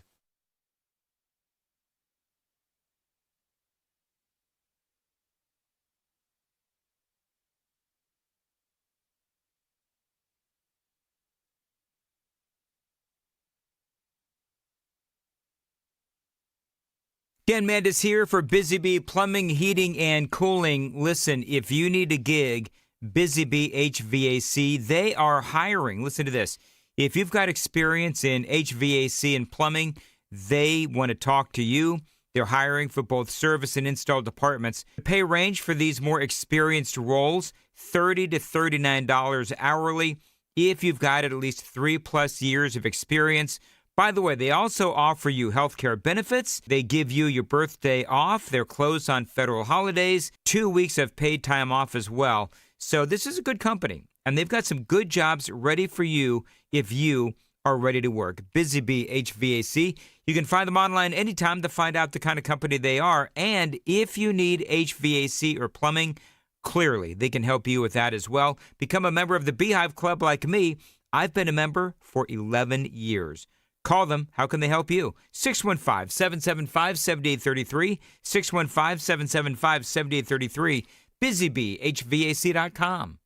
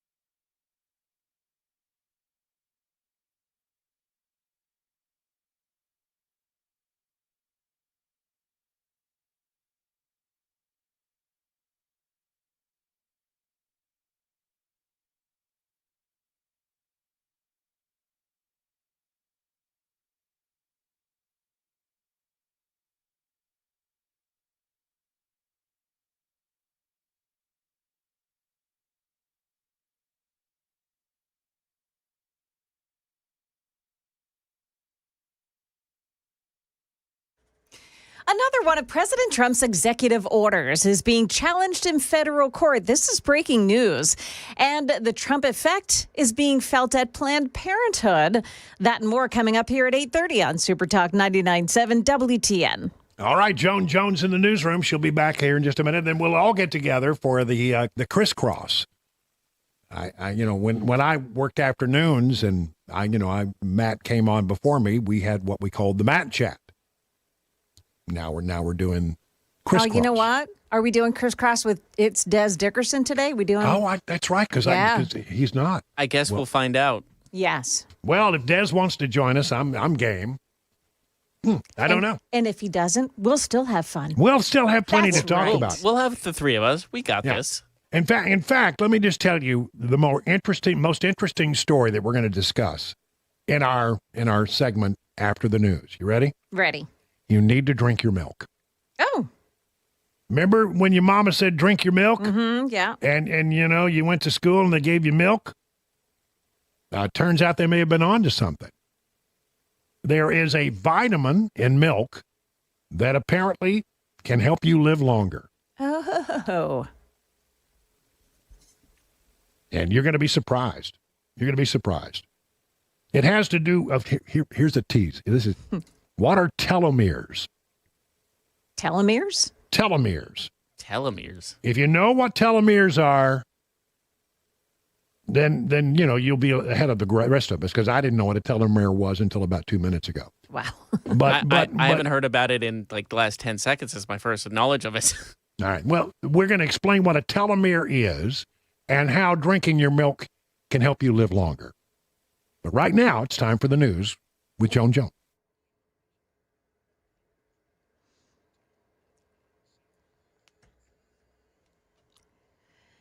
Good morning. I'm Joan Jones with your top stories here. And breaking just moments ago, National Public Radio and 3 Colorado public radio stations are all suing the Trump administration over President Trump's executive order seeking to defund public radio. PBS saying that the executive order violates the First Amendment's protections for freedom of speech and freedom of the press. A couple of congressional committees are taking a deep dive into the actions of Nashville's Mayor Freddie O'Connell during the recent ICE operation to take violent illegals off the streets. Tennessee Congressman Andy Ogles at an event yesterday said Homeland Security and Judiciary committees are investigating if federal funds were being used for what he called criminal enterprise, and whether O'Connell's executive order requiring police to report communications with the feds to him, whether those are legal. O'Connell has said that he is not worried about it. Looking to obstruct any federal or state law, don't have any reason to be concerned. A freeze in federal funds and proposed budget cuts are leading to the closure of 8 Planned Parenthood clinics. Those clinics say new state regulations on abortion are also having an effect on the decision to close 4 of 6 Planned Parenthood clinics in Iowa and 4 in Minnesota. However, all of those clinics say they'll offer medical abortions instead. A Planned Parenthood affiliate also said that it would lay off 66 employees. Money News now brought to you by Beacon Capital Management, online at beaconcm.com. Stocks starting off nicely this morning. The Dow Jones Industrials are up 378. NASDAQ is up 281, and the S&P 500 index gaining 64 points here right after the opening bell. That's the latest news. We've got traffic and weather ahead. I'm Joan Jones, WTN News. Man, some of those storms we get across Middle Tennessee knocking power out. You need a backup home standby generator to keep your family safe and your power on. That's where my friends at the Generator Supercenter come in. Now, they are here to sell you that backup home standby generator. They are the nation's #1 Generac generator dealer. Again, the Generator Supercenter. Get a free quote and get peace of mind when you have one installed. Financing is available, friends. They're not going to leave you in the dark. When the power is out in your neighborhood, your power is going to be on, thanks to their expert installation and, yes, 24-hour monitoring as well. Call them. Tell them Dan told you to reach out. 615-879-1952. 615-879-1952. Find them online anytime. Generator Supercenter of Nashville.com. Generator Supercenter of Nashville.com.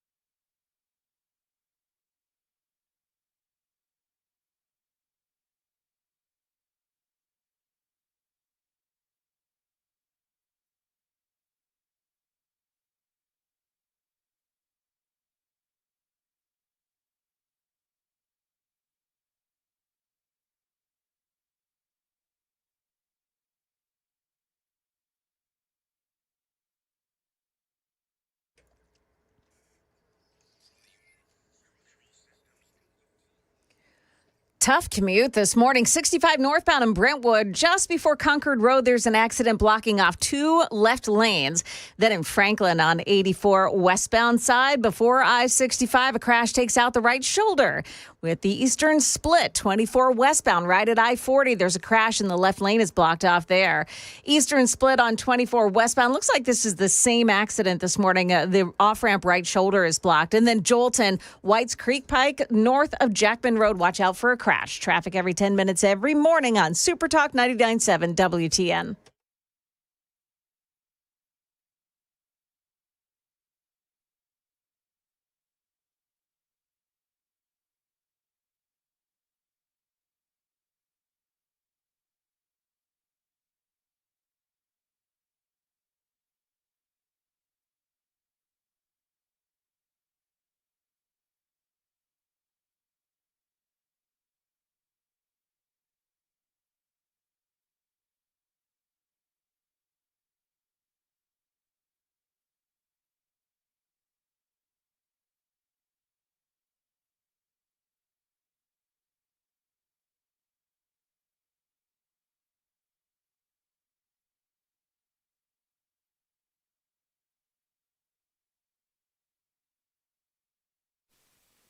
"37 minutes past the hour of 8 o'clock. Super Talk 99.7. Brian Wilson in for Dan Mandis. You're listening to the Nashville Morning News with Dan Mandis, and I'll be here through the rest of the week while Dan takes some well-deserved time off. Yeah. Is it really well-deserved? Yeah, that's a good question. Yeah. Oh, come on. No. Anybody it that wakes up at the weird hour of the morning that we do. Vacations. Well, I did it for a while, and I'm telling you, it is a chore. I'm still not used to it. Yeah, I know. It takes a while. Some people say it's not even good for you. You know what is good for you, though? What's that? Milk. He said making a transition. Milk. You got to drink your milk. Well, I mean, why? Well, you look on the carton of milk, and what does it say? Enriched with vitamin D. Yeah. Right? How many times? You got to have your milk. You got to have your vitamin D, right? Sure, yeah. Listen to this. This is from FoxNews.com. Nationwide trial reveals that vitamin D's potential to preserve DNA components linked to longevity. In other words, if you drink your milk, I'm going to just bring it right down to brass tacks. Kids, drink your milk, you'll live longer. Wow. Elderly people, drink your milk, you'll live longer. And here's how it all works. There's a thing called a telomere. Now, I did not know what a telomere was. It is apparently on the end of a strand of chromosome, sort of like, the plastic ends of your shoelaces. They're sort of a hardened part of the chromosome. And the idea of these telomeres is if they remain intact, then they don't degrade or fuse. When they degrade or fuse, that's what gets you into trouble. You get old. You start to break down. You can have more easily have the formation of cancer, for example, because the telomeres aren't doing their job, and people their chromosomes are degrading right before their very eyes.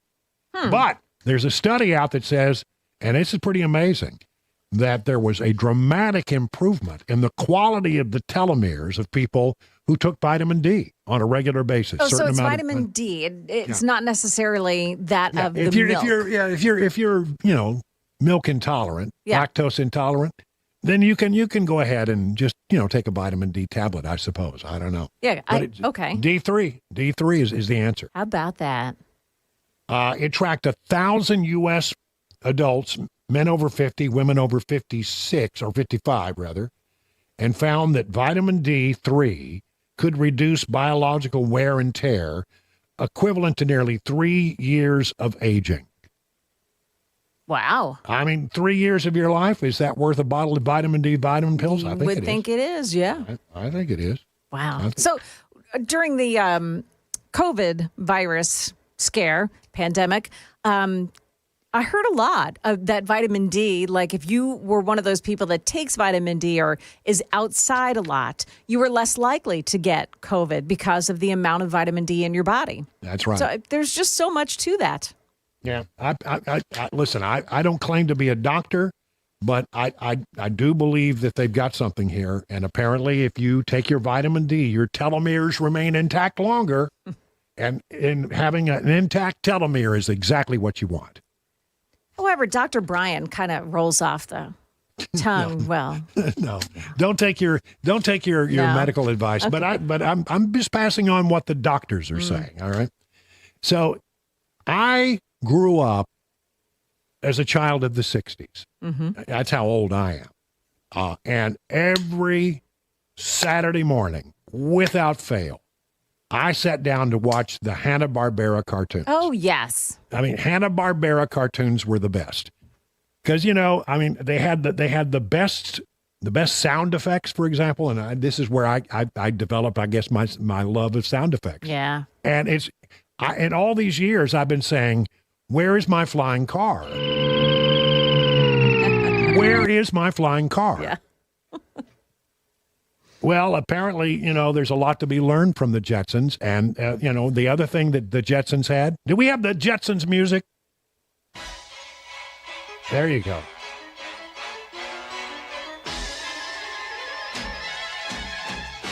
Ba, ba, ba, ba. It's a longer intro than I thought. There we go. Well, where are the lyrics? This is the for it. long version. Yeah. Here's George Jetson. There you go. And Jane, his wife. Oh, we go with Elroy first. Yeah. It's Elroy, daughter Judy, and then his wife Jane. As the wife steals his money. Yeah, that's right. That's exactly right. Well, he Jane, was. his wife. This took place in 2062. The Jetsons. Oh, it did? Oh, 2062. God.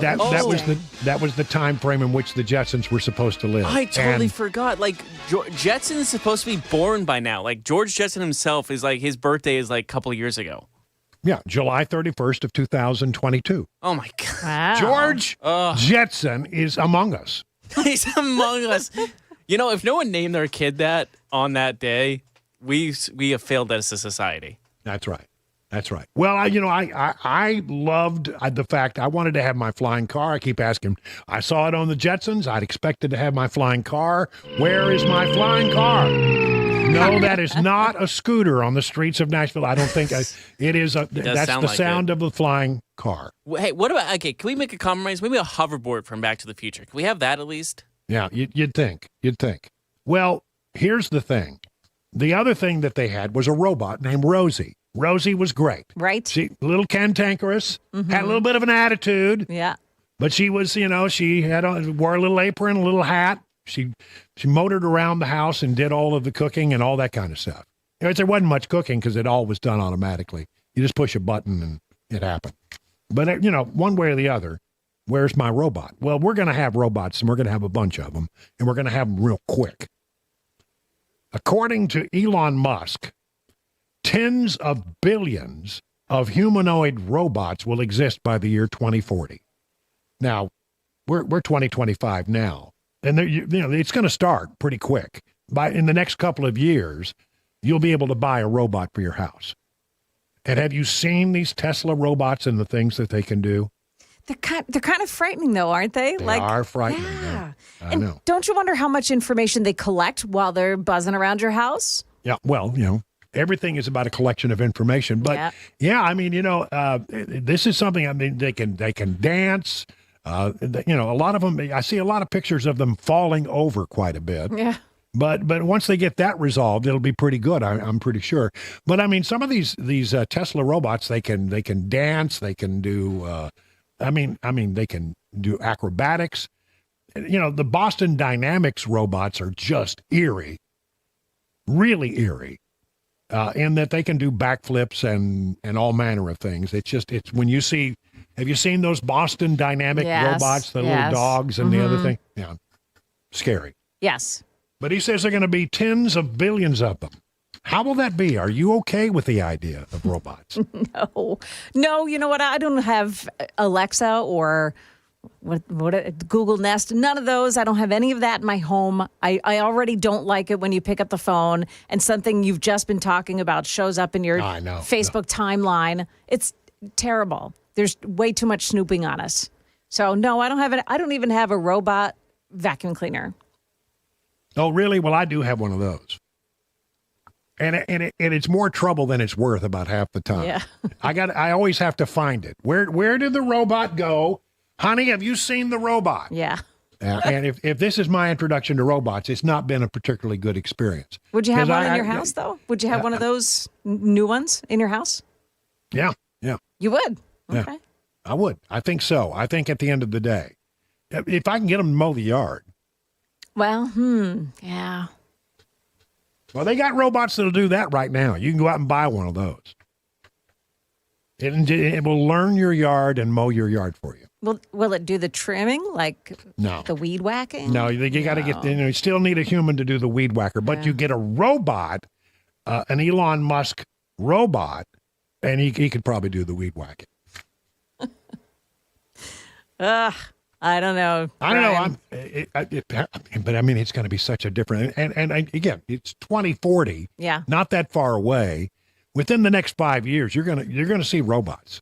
You're gonna see them in the most unexpected places. So I wonder. Okay, so maybe they could do the laundry. Maybe fold the laundry, like that. What's your least favorite chore? The bathroom. I mean, cleaning the bathroom. But I wouldn't trust. Like, I don't even trust somebody to come in and clean my bathroom. I don't like other people like hiring somebody to come in and clean, because I don't think they're going to do as good a job as I would. So clearly, I wouldn't trust a robot. Jeff, where are you on having your own personal robot? I don't want to be the first one. I want the test. Let them work first. out the kinks, right? Exactly. I don't want to be the first one to get it. I'm like, it's like everything else. I'm like, I want to wait till the phones don't blow up in your pockets or the Roombas come at you with a knife. I'm gonna make sure that this robot is safe and secure before I let it into my house. Yeah, our biggest chore is trying to find where did the Roomba go? Where's the Roomba? And how did it get the knife? Now, Why is it always with the knife? I think it does a pretty good job. I think it does a pretty good job of actually vacuuming. And I have one that vacuums and mops. And I think that's pretty cool. But we can never find it because it gets lost. And usually I find it in one of two places, under the couch or in the bathroom underneath the cabinet. So it doesn't go, it's not the kind that goes back to its base on its own? It's supposed to, but it gets lost. Or it gets hung up. Sometimes it'll get hung up in a curtain or something, or a rug. You have the special version. Yeah, this is why I don't want, for my robot, I don't want it cooking for me. I don't trust that. I can clean, sure, but I don't want it messing with stuff that I'm going to ingest or holding up sharp objects. I don't know. It's going to be interesting. I just hope that the robots behave themselves. That's all. Let Zuckerberg have the first couple, see what happens to him, and then we'll see. Yeah. All right. Fair enough. Let's see, what else have I got here? I told you this earlier. I think it's interesting. The loneliest people in America are American men under 35. The so-called U.S. Gen Z and millennial men are the loneliest in the world, according to research. How sad.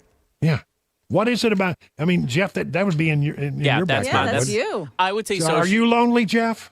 I got good people around me, but I would definitely say social media has a lot to do with this loneliness. Is that it? People are awful because social media lets people be awful to others, and honestly, a lot of people pay the price for that. And I think men do. Wow, I hadn't thought about that, but I bet you're right. Yeah, social media and like on the online dating thing, and being scared to go up to women in like public areas and even try to be nice to them, because there's always that thought process of they're going to put me on social media and say awful things about me and ruin my life, like, because that's happened in the past. So guys are very hesitant to put that step forward to flirting or talking to girls in a public setting. And a lot of times on social media, and then there's the online dating thing where a lot of rejection happens there. There's just a lot more options to be rejected for men nowadays, and it's hard. Sounds like emasculation. Yeah, exactly. Now, I got on the tail end of the internet dating thing when I was single, and before I met Cabana Wife. And one of the things that you say, well, did it work well for you? It worked out okay for me. But one of the things I learned very early from, because I was single when I was in D.C., and I would try to go out on dates in D.C., and I had people get up and walk away when they found out what I did for a living. Oh, you're kidding. No, I had that happen. What? Yeah. She said, yeah, this is not going to work. Is it because she didn't like radio, or she didn't like the point of view from which you would come? She didn't like the conservative point of view. Wow. Yeah, I know. So it didn't matter if she liked you. It's just your point of view. So when I sat down for my first date with Cabana Wife, at what I used to, it's a place that's not even in Nashville anymore, the Frisky Frog. Our first date was at the Frisky Frog. Whose suggestion was that? Yeah, well, it was I don't know. It was something that was nearby. And she worked downtown, and I lived downtown at the time, so it worked out. Well, got this bar across the street. Let's go have a drink over there, catch a drink. And as they say, the rest is history. But I first thing I asked her, I forgot where I was going with this. First thing I asked her when we sat down was, can I ask you about your politics? and it became a thing that I did, after that one incident. Because look, I don't want to waste your time. Don't waste my time. But, what are your politics? And as it turned out, she's a conservative. And as it turned out, she had listened to me on the radio and didn't realize she was having a date with a guy on the radio that she listened to.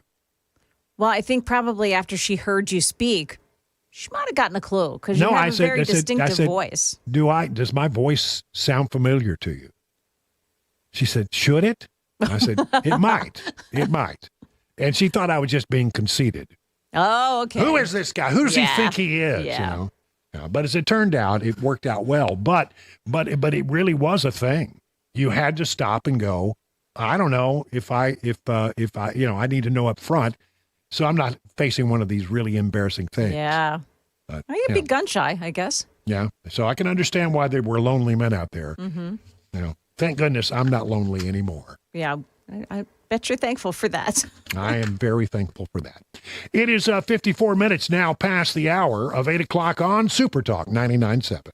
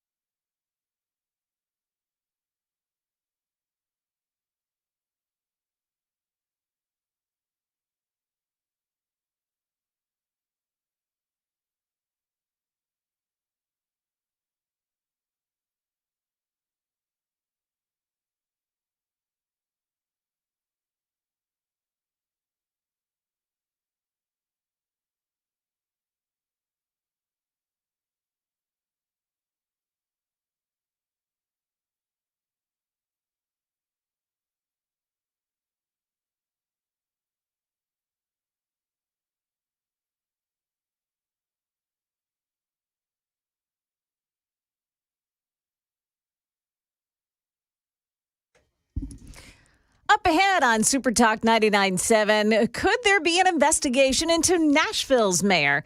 And apparently there is. Also, that video seen round the world of Emmanuel Macron and his wife, well, duking it out. We've got that coming up here at 9 o'clock on Super Talk 99.7 WTN. Yeah, that was pretty embarrassing for old Emmanuel Macron. And the video, I mean, if you do one thing today, look up that video. and then see if you believe their cover story. Oh, well, we're just messing around. We're just messing around. She shoved him hard. I mean, it was ugly. The surprise look on his face. That was what, like, really let you know that was not kidding around. Yeah, that wasn't just messing around. That wasn't just playful, messing around. That was, he was completely shocked. And then immediately realized, this whole thing has been seen, and the cameras caught it. So it'll be interesting to see how that plays out. We'll be back tomorrow for another exciting edition of Nashville's Morning News. I'll be in all week long for Dan Mandis. Des Dickerson is coming up next right here on Super Talk, in for Chris. Have a great day, everybody. See you back here tomorrow.